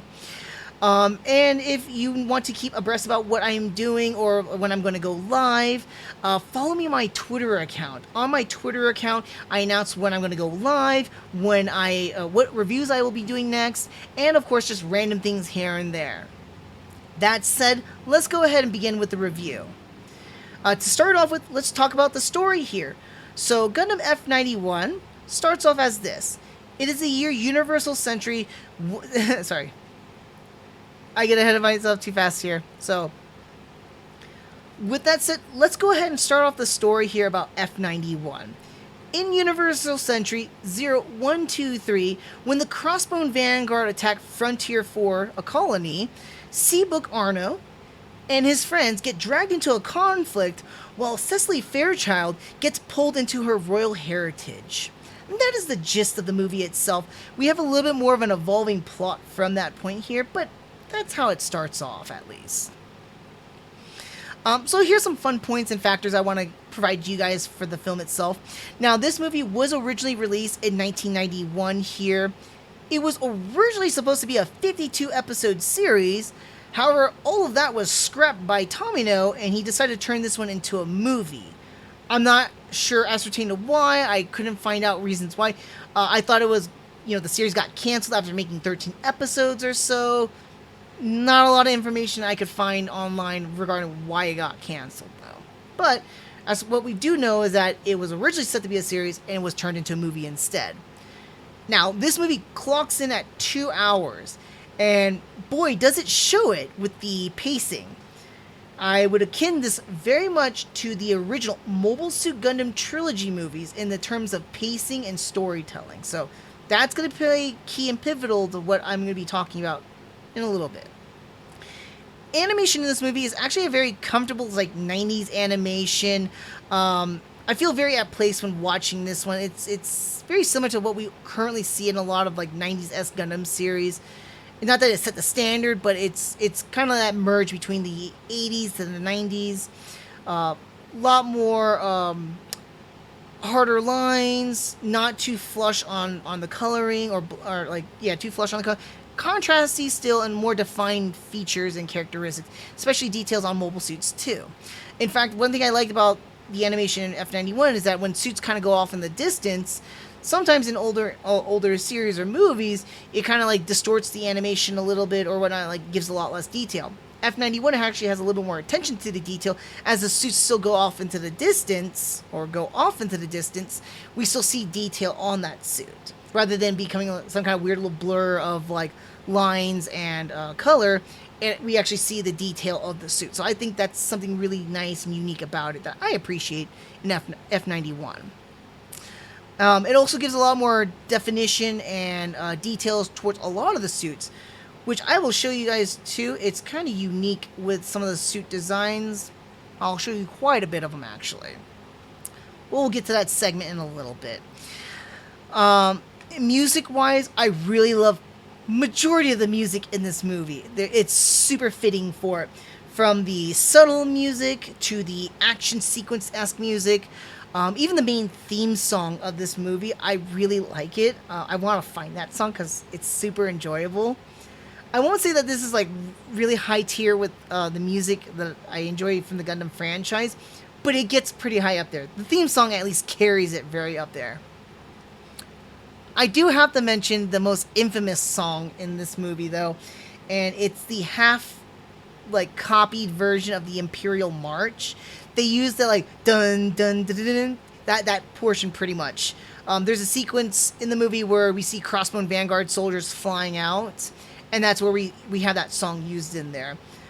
Very blatant ripoff of the Imperial March from Star Wars. So not all the music, and that's why I said most of it. That's the one example of really? Why did you do that? I get what they're trying to do with trying to tell a royal lineage story. It almost feels like a retelling of Xeon. Anyways, I'm getting ahead of myself into the storyline and stuff like that. Moving along, I'm still just though very surprised that the Imperial March song wasn't really noticed, and surprised they got away with it. That's my only thing I want to throw in there. 2 cents on that. Voice acting, top notch. This is probably one of my favorite voice actings. in the time frame of the Gundam releases. Now, this is alongside with a lot of 90s Gundam releases that came out on the mid 2000s or so. So a lot of it's very similar or familiar voice actors too. But everybody is pitch perfect for their characters. I love every single voice actor and actress in this movie. Brings everybody to life, brings everybody to their full characteristics. Just phenomenal. I really enjoyed it. Not one character sounded like garbage where I'm like, oh my god, my ears. No. It's great. Fantastic acting, or voice acting in this case. Another thing I want to talk about, and I've already mentioned it though, but this movie is very notorious for the neck breaks. So the next thing I want to bring about is that this movie is very notorious for its nuts. I gotta sneeze. I'm sorry. I'm trying to catch it too. Oh my god, I can't stop yawning. Ugh. I'm like trying to induce it too. When I'm breathing, like, you know, just to make it dry enough to make it itch and then sneeze, and it's like it's right there. I'm fighting it. Alright, I'm gonna try and fight the sneeze, okay? God, it's one of those, it's gonna be in the back of my nose and it's gonna come back. It's gonna come back, strikes back. Alright. Back to what I'm talking about. So this film is So this film is very notorious for its neck break speeds and pacing. Now, I did akin it earlier to the original Mobile Suit Gundam trilogy movies in the terms of like kind of like the cutting and editing too. A little bit, and I do mean by the pace too, because it is pretty fast. But this one's a little bit more egregious with it. I say that because it's a little bit hard to compare, like, with the original Mobile Suit Gundam, we could see like the comparisons of like what they took out and what they put into the movies, right? F91, we don't have anything to compare it to, so it's kind of hard to tell like what was cut was vital and then what was sloshed together. Because of the pacing of the movie, just like how the original Mobile Suit Gundam was, there's not a whole lot of character development. In fact, it feels very janky when it comes to character development. Some of it feels awkward or super forced. In this case, like for example, like with Seabook, a lot of his character development moments feel very forced and not really like, not that it's not elaborated on or anything, but just feels very forced and just very quick. Happens and then like, okay, I gotta change. That then moves on. That's basically it right there, right? With Cecily, because she's being reintroduced into the Rona family, her royal heritage, a lot of her character development is just awkward. At moments, she accepts the fact of the matter. Like, at one moment, she's happy to see her family, then she doesn't want to be with her family, then she wants to be with her family. And it's not very clear about this, or she's not clear about what she wants to do. And it's not that, like, not sexual, but it's, sexism-esque things, which, you know, a lot of older animation could be, akin to. But that's not the case here. I attribute it towards the editing and what scenes they decided not to introduce into the movie or scenes that were developed. I feel like Cecily's character could be a lot more further developed, or finding out like what she's feeling or how she's conflicted. At best, there are some indications about it because of how she felt about losing out on Seabook and stuff like that. So it somewhat makes sense. But a lot of her character development moments feel incredibly awkward and almost at times doesn't make sense. I've watched this movie. This is probably my like 6th or 7th time because I actually do enjoy this movie a lot. And it took me a while just to finally get an idea about Cecily's character, right? I will throw back that into like, because I'm watching everything in a timeline rather than, you know, jumping here and there, right? I'm watching it on a smooth timeline. It's starting to come together a little bit more. But yeah, overall though, like I feel like the character development for these two in particular, because these are our main focus. Everybody else is sidelined, but these two are our main focuses.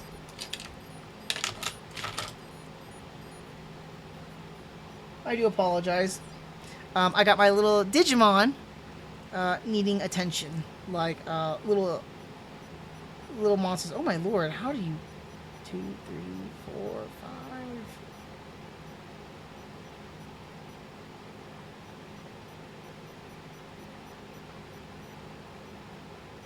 5. Oh my god. You know, Zaku, what are you doing? You're supposed to be streaming, not playing with your stupid Digimon. Yeah, I know. So it's funny, fun factor. You know, as much as I hate it, though. Got this with my wife during the Prime Day sale. And these guys were like stupid cheap. They were like more than half off. They were like $8. Originally, they were $20 things. Here's my wife's. She has me taking care of hers right now because she's doing her job right now and she can't take care of them. Fun factor here, so I can share with you guys while you're waiting on me. My wife somehow, she's not much of a gamer. She is a gamer, but she doesn't game as much. We're busy folk. But I don't know how. I don't know what she does, but she just tends to kick my ass at a lot of things. She kicks my ass in Digimon, and I don't train her stuff. I just feed them and I give them some stuff, and I train my guys like crazy. And I go against her, and she beats me silly. I don't know what she does. I don't know how she does it, and I attribute to her stupid gaming luck. I'll beat her Digimon, and I do it fairly too. I'm not gonna cheat. I'm gonna fake them together, and I'm gonna jinx her. No, I want a legit fight. If we're gonna fight, I want full potential. I want to see. What is it? That saying like, let's test the let's test the reaction time of your brand new mobile suit. I want to see the potential. You know, I don't want a gimped fight. All right. Sorry for that super sideliney stupid stuff. Those who care though, I want to share it though. So I don't know, I can show this here. Oh no, let me give you guys a little fun. Besides the Gundam stuff. So here's my Digimon here. I got right now he's a Greymon.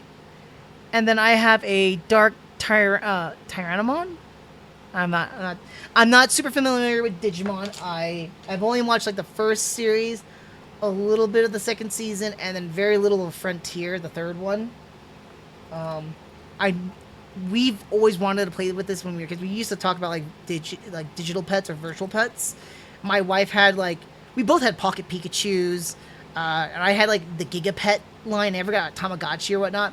And she had like a Giga Baby. I had a Giga Rex.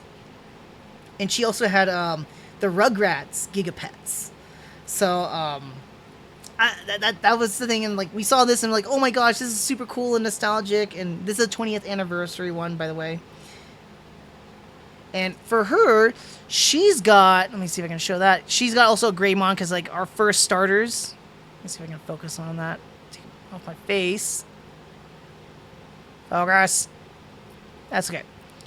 And then she also has a Dragugonmon. If I'm pronouncing its name correctly here, it's a cool looking guy. If you look them up, so it's funny because we already know what Greymon looks like, but we have no idea what this some of them look like. So I remember Dark Tyrannomon by the Digimon cards, and I looked them up either way just to see what it looks like. Oh, that's what he looks like. That's pretty cool. And then we look up the first forms because we were kind of curious what it's gonna digivolve into, and it looked pretty cool. It looks like a weird dragon one. It looks like not Vidramon, the Gilamon. It looks like Gilamon almost, but like purple white. Oh, it's a cool looking one. Anyways, sorry about that super derailment. Gotta take care of our digital pets. God, Zaku, can't take care of your pets. I can hear some Digimon fans going like, hey, you could just put them you should nap them. I'm like, no, I want them to digivolve. I want to get Metal Greymon and whatever the next form for Dark Tyrannomon is, and then whatever my wife, I'm just gonna nickname her Zelda. We got Zaku Zelda, right? Zelda's excited to see whatever that one turns into. I'm kind of curious too. We haven't spoiled ourselves on what its next evolution is. Anyways, sorry again for the derailment. Super side funny things. So we got down to here. So just to encapsulate it all though, but yeah, a lot of the film cuts out a lot of character development, and the ones that we do focus on are two main characters of the movie. A lot of their character development again is very forced or very awkward or janky. So that's some downfall on the movie itself. Another downer with this fast-paced editing and storytelling is location. A lot of times, and again, this is my 6th or 7th time watching this film, and I find myself lost at times of where we're at. Are we on Frontier 4? Frontier 1? Are we now in the Rona place? Are we on Earth? Are we on another place? It's very confusing at times where we are location-wise.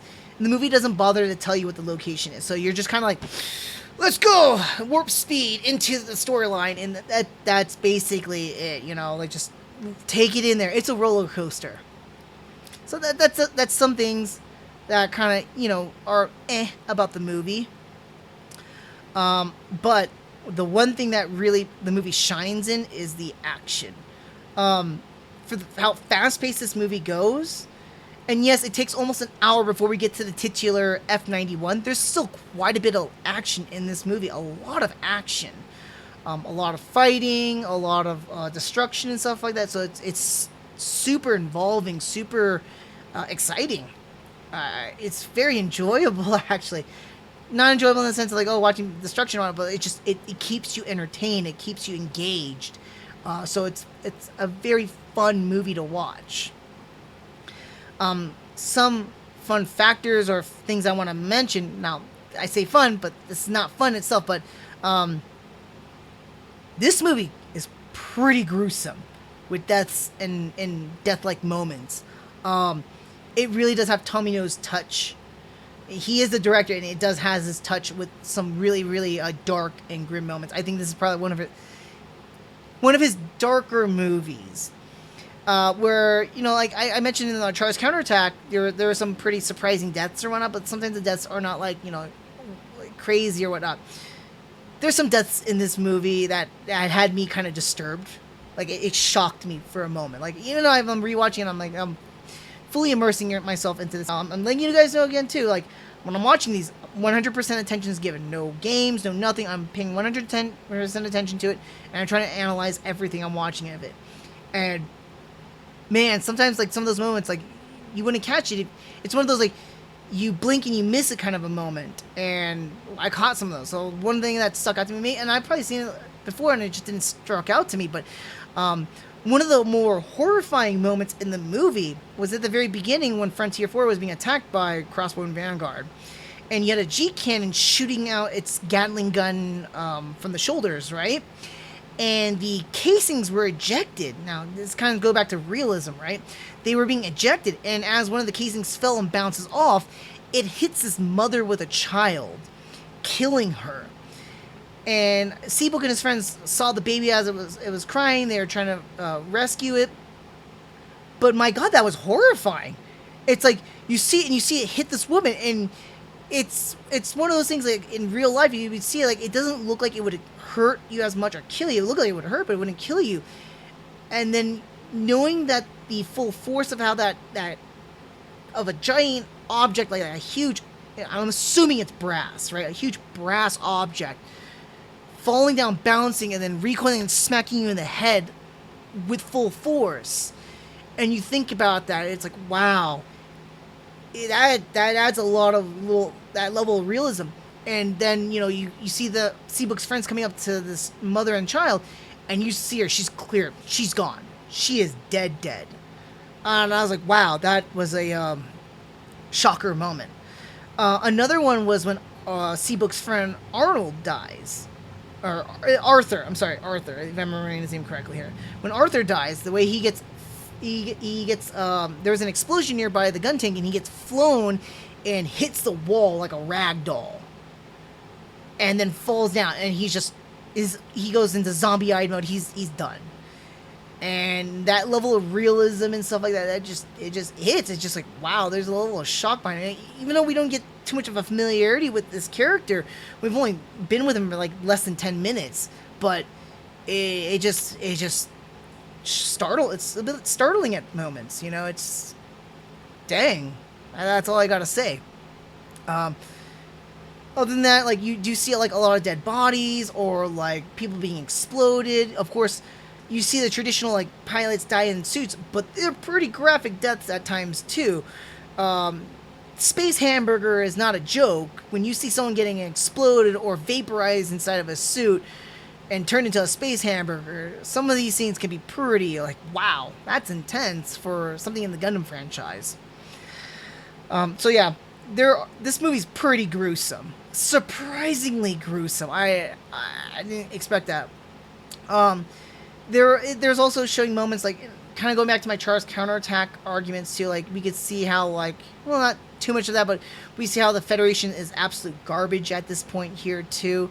Not only are they letting people still have more like having more fights and stuff like that, but they're willing to use civilians, even civilian children, as shields to protect themselves, like selfish jerks.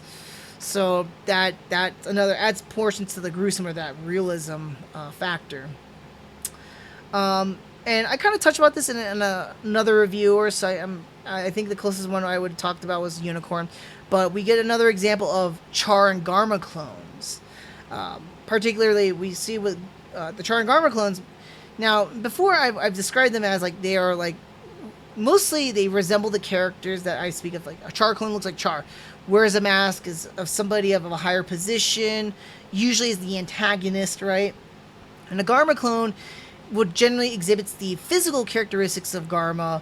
Usually, it's that purple hair and purple eyes, and sometimes the characteristics of Garma, whether he's infatuated with the Char clone or is friendly with the Char clone.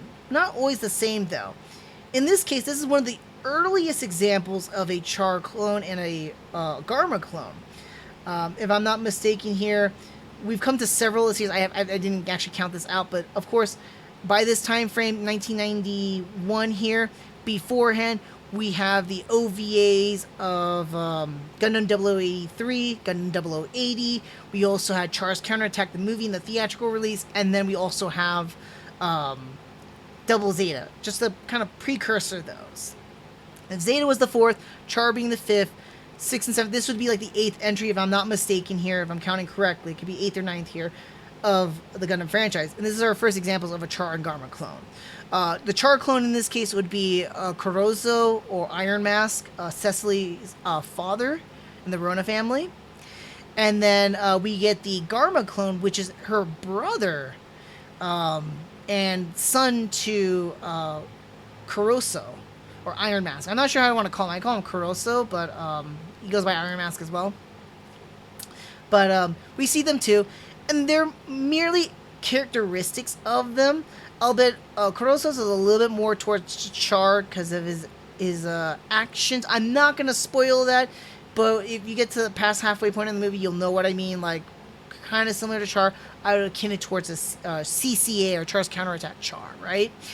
Her brother, and his Dorel is his name. It's just purely by looks. He's not enamored with Iron Mask or Kuroso.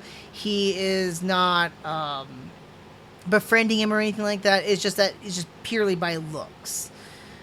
So that's something I wanted to point out here too. Not like what we see in Unicorn Gundam many years later. I would say almost 2 decades. Yeah, 2 decades later. No. About a decade and a half at least, right? Where they play off more towards the Garma clone with the homosexualization of Garma towards Char. That infatuation and love that he has for him. Give me one moment here. The wife is now home. Hey, hon. Hey, baby. Do you need help? Yes, please. Alright, so give me a moment, guys. I just gonna go on my silent here.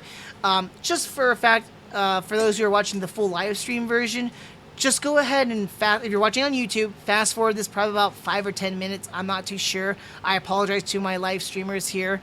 But yeah, I will see you guys in just a little bit, so just give me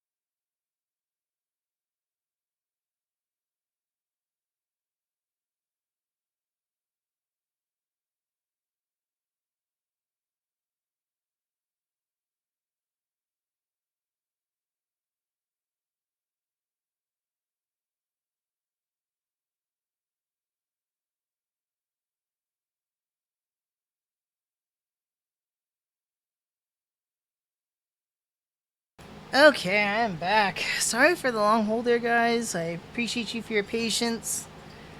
Uh, yeah, just had to help wife bring in some stuff, and the fun thing is I stepped into a bag of like compost, so I was like, oh great, now my feet smell like compost. Had to get my feet rinsed, so yeah, that was a lot of fun. Anyways, I don't think I pulled it out. Yeah, I haven't pulled out. I want to always pull out the Blu-rays here because, yeah, I don't have, of course, like the last review, I don't have anything of Hathaway because that's streaming only. I do hope that they release the Blu-ray of that one. At least Right Stuff can get the rights to that and release it, or somebody can, because I like to own physical media. I'm a huge fan of that. I don't care too much for digital. Anyways, though, where was I last leaving off of? Oh, yes, the clones here. Other than that, so that's pretty much all I really want to say about the characters, or at least with our Char and Garma clones here. Lastly, though, I mean, like, this series was supposed to be, and I'll show you that.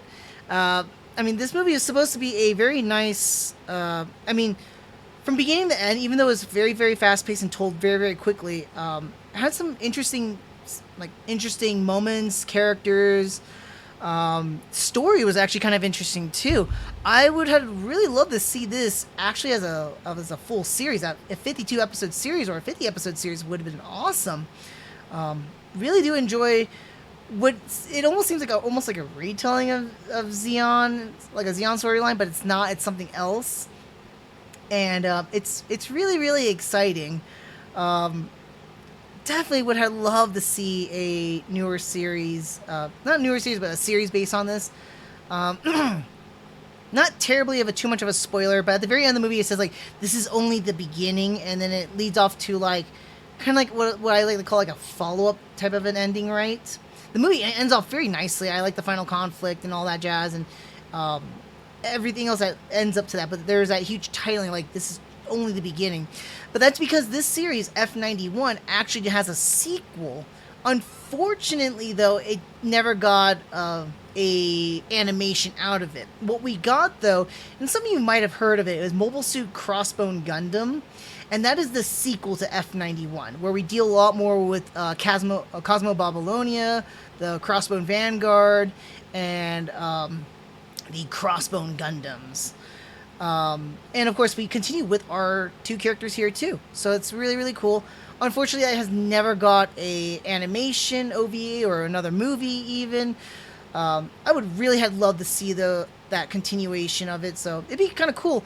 Maybe like in the future, Bandai Namco Sunrise would redo F91, turn this into a full-fledged modernization series.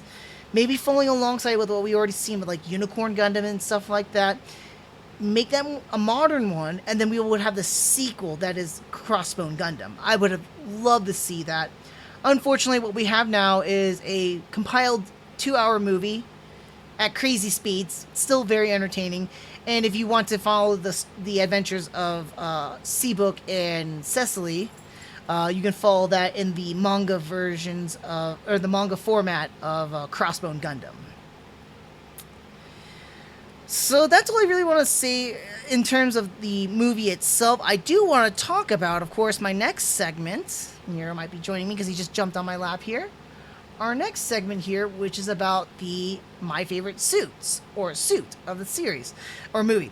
Like I mentioned in previous ones before, this segment here is basically stating that, like, hey, every single Gundam movie or series introduces a whole slew of suits and redesigns.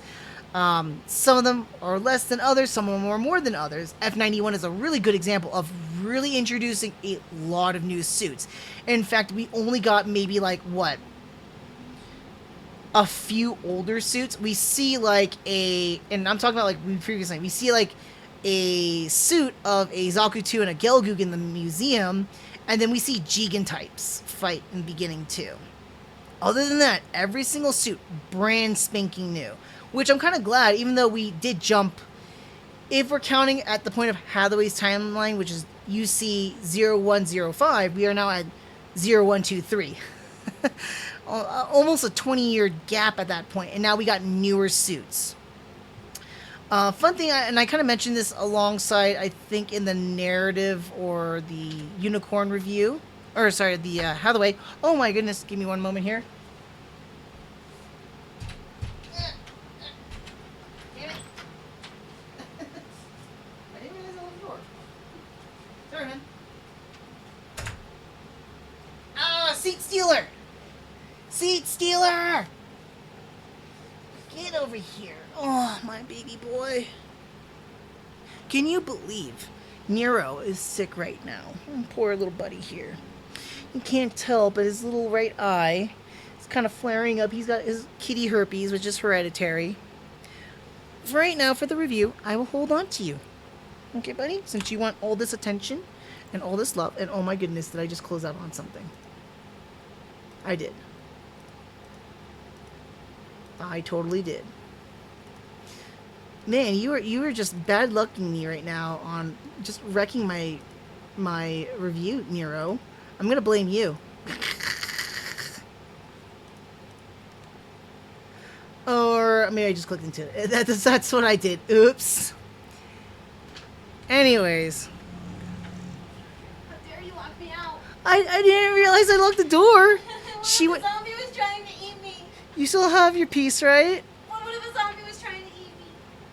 I only have 6 rounds. You only need one in the head. But I'm not that good of a shot. I'm pretty sure you can nail it at less than 10 feet. I don't want it less than 10 feet. If a zombie got that close, you'd realize it. Because he's one of the stealthy ones. Wow. You know they growl right before they bite you. It's gonna be like one of those QTE moments in Walking Dead. Bastards. I know, right? Sorry, the wife was she was doing her guarding and I locked the door, not realizing it because it's a habit. It's a habit, right? You lock the door. What is it, buddy? You not comfy anymore? Do you want off? Do you want off, or do you want to go? You gotta tell me what you want now, okay? I'm gonna put you down. Okay, he wanted off. It's like, he wasn't too sure. He was looking off into the distance, and I'm like, what's in the distance? It's the door. Again, I do apologize for the background. It doesn't look that great.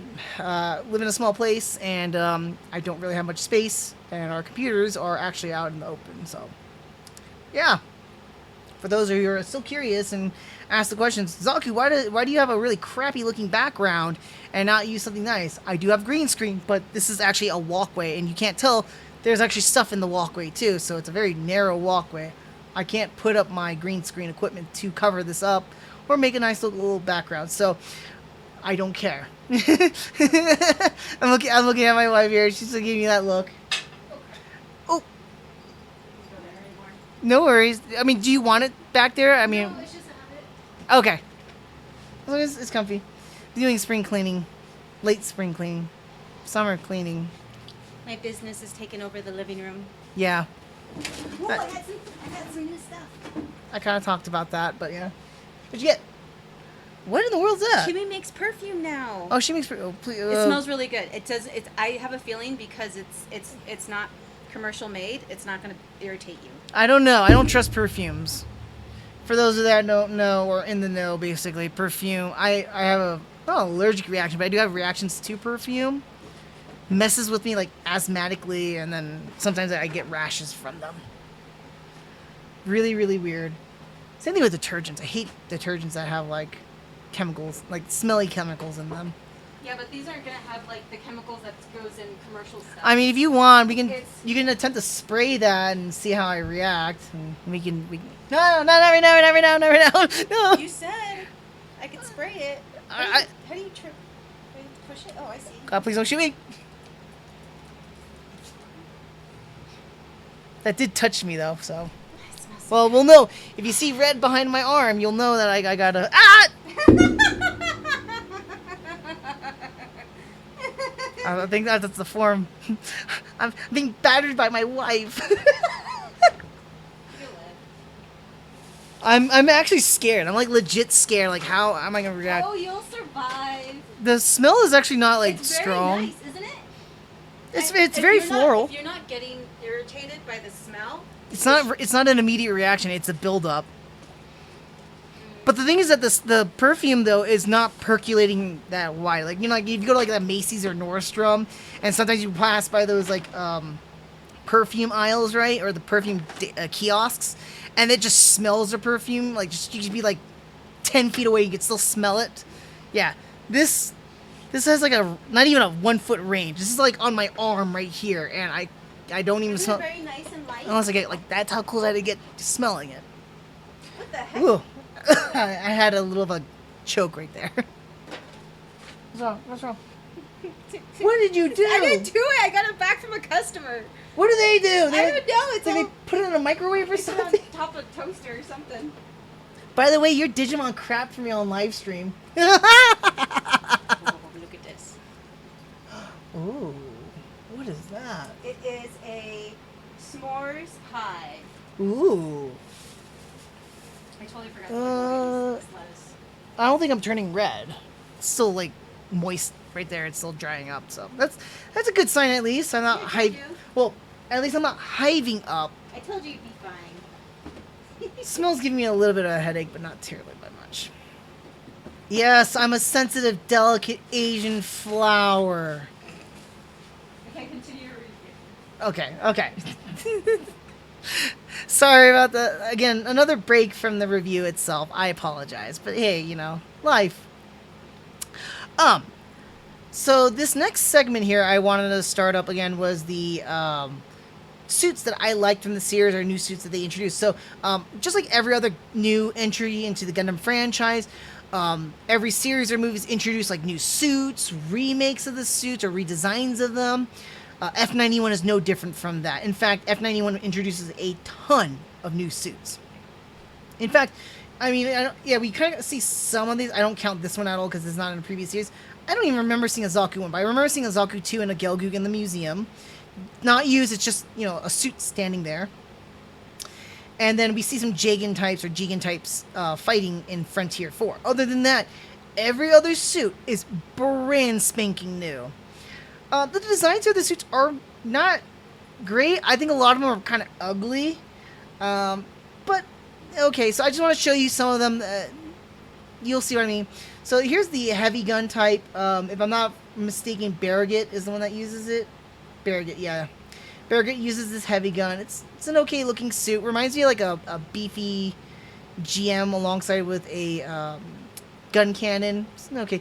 Then here's the G cannon. Remember I was telling you about the gruesome death from the mother with the shell casing, or the casing, or cartridge casing from this Gatling gun. Yeah, this is the suit. There's like firing off and then expelling casings, and bam, one bounces and smacks the mom in the head. Ooh, that was pretty hardcore. You see what I'm saying, that the designs are okay. Now the Cosmo Babylonia / Crossbow Vanguard suits gets a little bit weird. They're very Darth Vader-ish, and that kind of makes sense with that so cheesy rip of the Imperial March. But here's an example of one of the suits. Kind of hard to see it. Maybe if I turn it, yeah, it gives it a little more you can see a little more definition of the colors, right? But definitely is kind of like a weird design or weird looking suit. I'm not a huge fan of this one here. This is Cecily's suit here. Very looking, almost Gundam-esque though, but I'm not a huge fan of that one. And then we get another one here too. This is her brother's, Dorel's, and there's a couple of other that use this one. This is not terribly that bad. Reminds me of a Spartan mixed with a knight, because it's got the spear, the shot lancer is what they call these ones here. Interesting. Another thing I like about it, a lot of the suits have the beam shields, which are really, really cool. I like the beam shields. They're nice looking designs, and interesting utilization. But I do have two suits I do like in this movie. Unfortunately, I don't have a good image of the first one I want to show you guys, and obviously you can see the titlings, but the Denizon. The Denizons actually look kind of cool. Zaku-esque, but not truly Zaku. The helmets are weird, though. I don't know if you guys seen the movie Toys with Robin Williams. I think it was the 1994 movie, or 94, 93 movie. Really weird. But they had these like weird little tank toys, I swear to God, those tank toys ripped off the Denizen design. Because they have these, like, Vader helmets, right? With the big goggle eyes and, like, the little vent mouth and all that jazz. Reminds me very much like this. But with F91 kind of ripping on Star Wars, I'm going to say both of them ripped off of Star Wars primarily, but I want to say the person whoever did toys ripped off the Denizen design because it looks very much like the Denizen. In fact, let me try and see if I can find it. Toys 94. Oh, it's 92.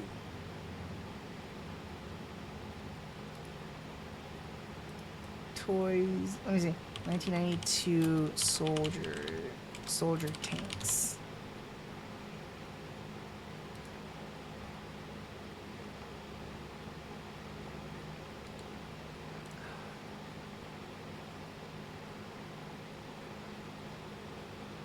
Yeah, that's it right there. Zevo's, I think that's what it was called. The not rivaling cousin, but they're trying to say his cousin Zemo or brothers.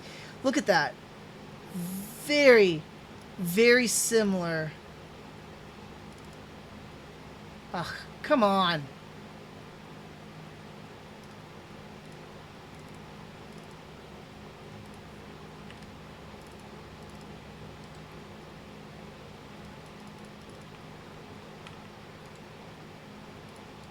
Tommy tanks is what they were called.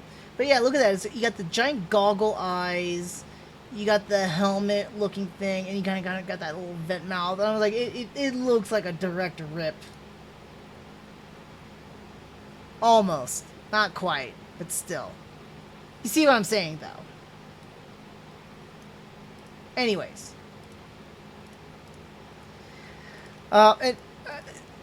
Before you jump to F91, I kind of spoiled it already, but I hate that they don't have the colors, but the suit in the black colors is really cool looking.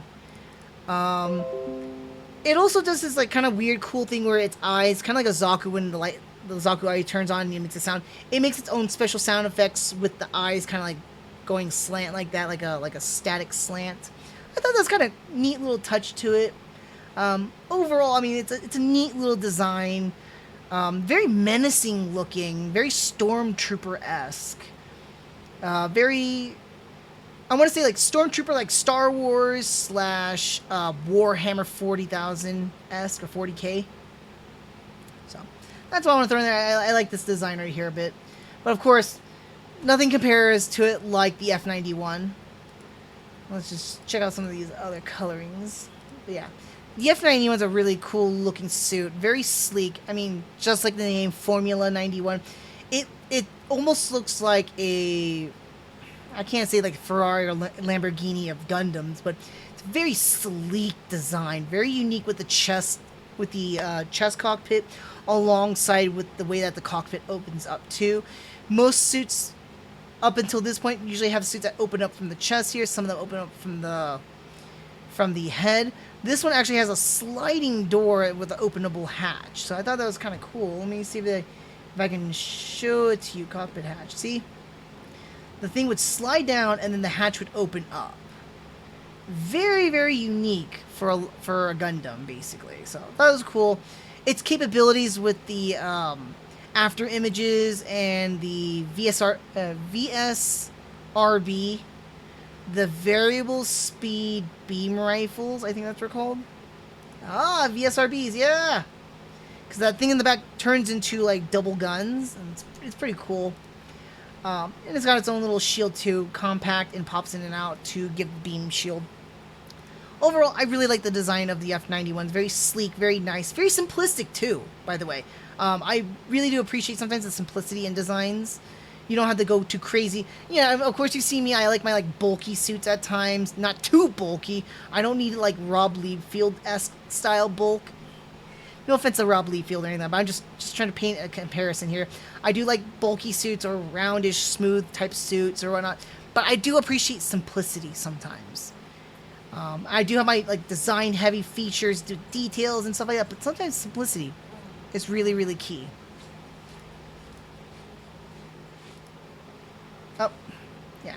Kind of give you an idea, too, of more Star Wars-esque stuff.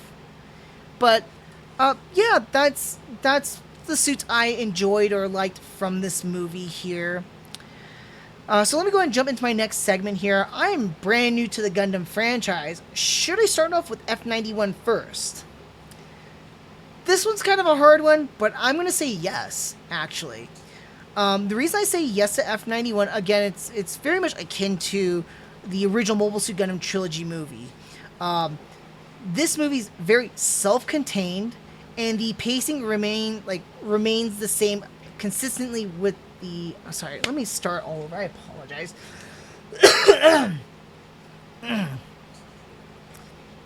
So that's all I had to say about my favorite suits from the movies here. But let me start on my next segment here, which is I'm new to the Gundam franchise. Should I watch F91 first? This one is where I'm going to say yes, actually. Yes, start with F91 first. First and foremost, this is a very self-contained movie. You honestly do not need to watch any of the previous movies or series to jump into this one at all. In fact, much of the information from all of them don't really play any real pertinence to other than new types. That's it. Other than that too, because the movie has its incredible fast pace, and it's very well paced in my opinion here, albeit the editing is sometimes that janky or weird. It reminds me a lot like the original Mobile Suit Gundam trilogy movies, where it throws away a lot of character developments and a lot of focus on other characters. We really focus on our main characters for the most part, even though sometimes their character development can be weird or awkward. Everything's very self-contained, very, very well paced. I think, and especially since this is a 2-hour movie, this is something that you can jump into, not having to watch any of the previous information and really just enjoy it. That being said too, the story is very similar to like the original Gundam, not so much so, just very similar. Again, a space colony looking to have their own independence, but they are doing it by taking over other colonies and stuff like that. So it's a different story in itself. And a lot of Gundam's themes do play off very well into this movie. Again, war is terrible, war is tragic. Whoever wins, the innocent lose. No one, well, the innocent lose, love, the innocent lose. She's trying to correct me. No. But yeah, that's how I feel about F91. I think it's a very nice, very easy jump into movie that encapsulates a lot of key points that makes the Gundam franchise, alongside with not giving off the wrong message or anything like that. It's super easy. It's super self-contained. I think it'd be a fine starter if you have to start off with F91. That said, I do want to say that as an overall, F91 is what I like to call a delicious formulaic mess. It was intended to be a series that was kind of crunched down or canceled, I'm not sure what happened, but turned into a 2-hour movie. It goes at ludicrous speeds from beginning to end to tell a huge war story, and while much of the character development gets axed or rushed through, it makes up with a lot of this interesting and new story to tell, alongside with a lot of action that makes it very enjoyable to watch. F91 is a mess, but it's fast, it's fun, it's F91, and it's definitely one I would recommend a watch. I apologize. Let me rephrase. Let me redo all of that again.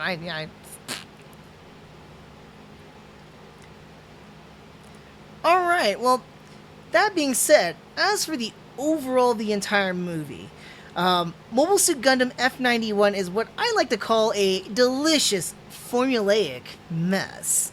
While it was intended to be a series, it was crushed down into a 2-hour movie.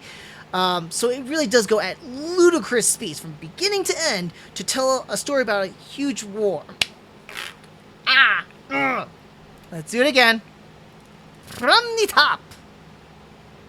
I apologize. Alright. Well, with that said, let me just tell you about the overall, at least, here. Alright, and with that said, as for the overall of the movie, Mobile Suit Gundam F91 is what I like to call a deliciously formulaic mess. While it was intended to be a full-length 52-episode series, which then got crushed down into a 2-hour-long movie, It goes at ludicrous speeds from beginning to end to tell a huge war story. With much of the character development getting either axed or rushed through, it does make up for it with an interesting and new story, alongside with a lot of intense action that makes this a very enjoyable watch. This movie is a mess, but it's fast, it's fun, it's F91, and it's definitely a Gundam movie I highly recommend a watch. It's a fun one, I guarantee it. Mobile Suit Gundam Formula F91 gets a solid 4 out of 5. Yeah, I know it's gonna be a controversial score right there. Some people don't really like F91. I liked it a lot. Again, the pacing was just tasteful enough, alongside with the action. The story was there, even though the characters weren't. It's an enjoyable ride. I had fun watching it. It was very enthralling, very encapsulating, and I'm just sitting down like, okay, we're going fast. We're going on a roller coaster, and it's a fun roller coaster. I enjoyed it a lot. I think a lot of other people would enjoy this. Again, it does encapsulate a lot of themes and mannerisms of the Gundam franchise.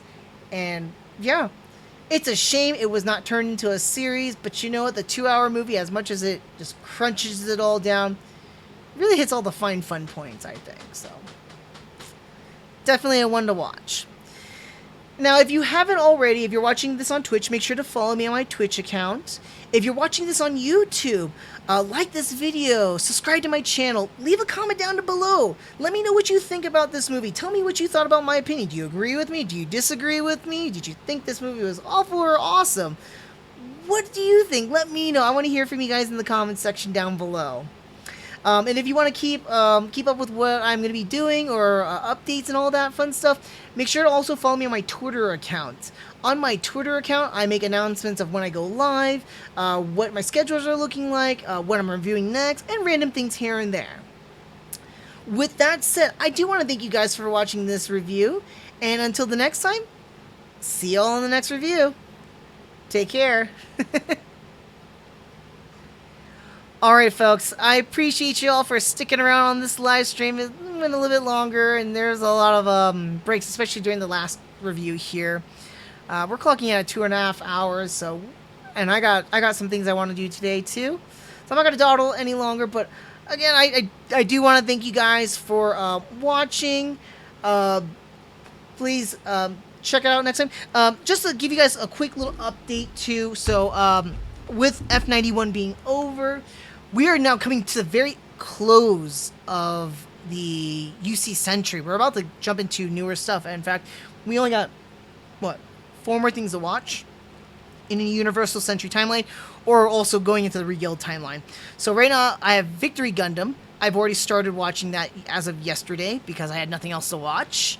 Because I already finished, because Hathaway came out on Thursday, so I started watching F91. After F91, which takes place in 0153, we get to G Savior the movie. I don't know how many people have this one or not. This one takes place almost 100 years later in Universal Century 223. Big jump in the timeline. After that, technically, I could start off watching all the other Gundam series that happen in between it.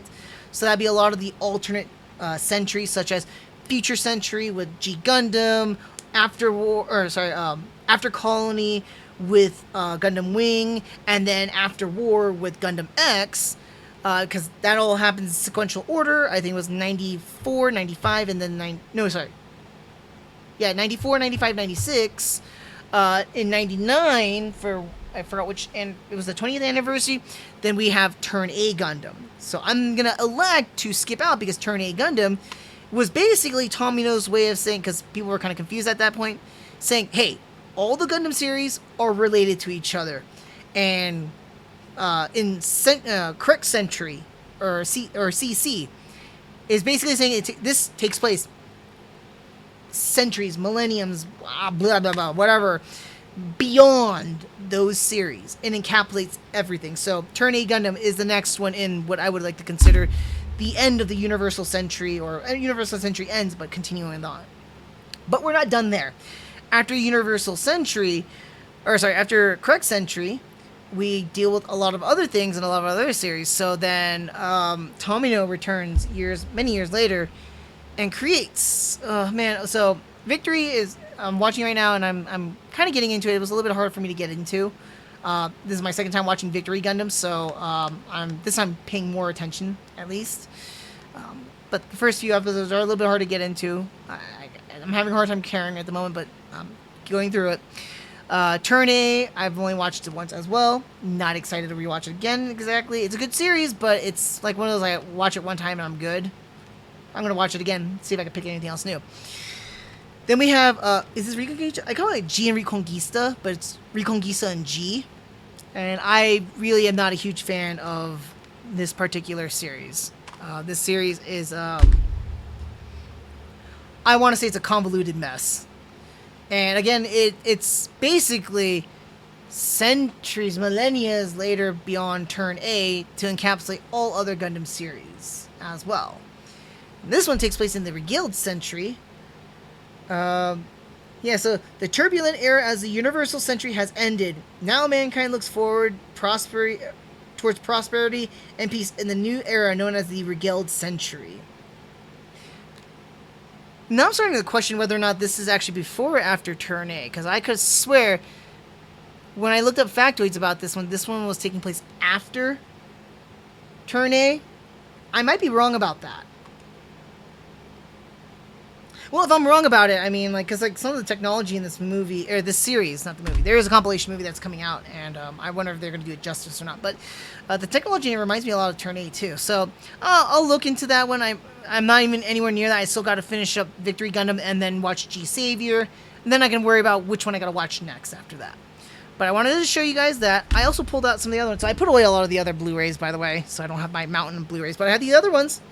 And just like I mentioned to you already, we got G Gundam. I'm excited to watch that one. It's the Street Fighter of Gundam.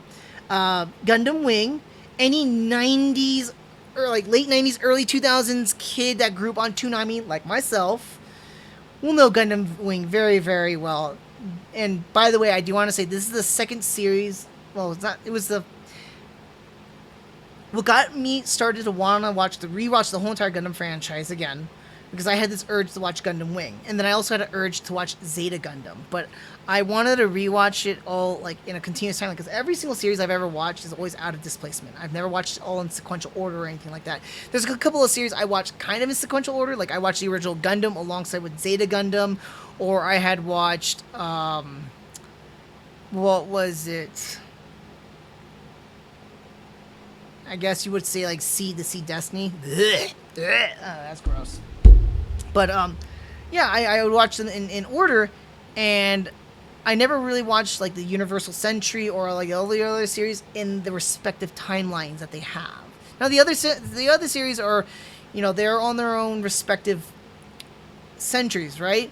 Universal Century is the biggest one to tackle because there's a ton of series in there. But I've never watched it in one chronological go. I've always watched bits and pieces here and there, or not bits and pieces, but like in disorganized order. So that's why I'm doing these reviews, is I want to watch them all over again with a clearer mind, clairvoyance. And I can tell you right now, just before I do my overall Universal Century review, I could tell you that, yeah, watching it in that chronological order, it's probably far more superior than watching it in release order. I'm just going to spoil it and tell you guys that. So a little hint for you guys, unless you catch it when I do that video eventually. But yeah, you could tell the difference, and it's much more respectable, and things don't come off as weird or janky or awkward with certain characters that don't make sense if you watch the movie by itself. But yeah, can't wait to get into G Gundam. Gundam Wing is the most one I'm looking forward to, because I'm. It's weird. I have a love and hate with Gundam Wing, because I loved it because it brought me into Gundam, but I hate it because I hate the fans of Gundam Wing at times. And then I had a profound love for it again, because I think that one's probably one of the most rewatched Gundam series I've seen. And it's also the one I've dissected the most too, because it's a weird one with its political theater and story, which is very much different than any other Gundam series out there. but I liked it a lot. I really liked it a lot. It's very theatrical in its mannerisms and behaviors of telling the story. And then we have Gundam X. It's another one I've only seen once, so I'm excited to rewatch that again. This time in Blu-ray. But those are the ones I brought up right now. I will tell you right now that things are going to kind of slow down a little bit. Like, it's nice that sometimes I can, like, bang out, like, a lot of these reviews, like, bam, bam, bam, bam, bam. Like today, for example, I got 3 reviews done, but that's because I'm watching movies. Or, you know, I got a series and a movie to watch or whatnot. I don't know if I'm going to be able to squeeze in G Savior this week alongside with Victory. Victory is a 52-episode series, and this week is very, very busy. So this coming up week will be very busy. So I don't know how things are going to play out, but if anything else, expect next week same. I want to say same bat time, same bat channel, children, but you know, I try to keep it at 12:30 or sometime around 12:30 today. Started at 12:45, so I'm going to try and get earlier. The stupid chores keep catching me off guard, but hopefully I will. Well, not hopefully I will have Victory Gundam for you guys ready, and maybe I will have G Savior readied up as well. So who knows? Who knows? We'll see where we go from there. But yeah, just want to keep you guys on top of it, let you guys be aware about it. Keep an eye for my next tweet when I'm going to go live. I'm going to try and make those scheduled out ones so that way you guys remember or anything like that. I'll catch it up. Anyways, thanks for watching, guys. And until the next live stream review, I'll see you next time. Take care.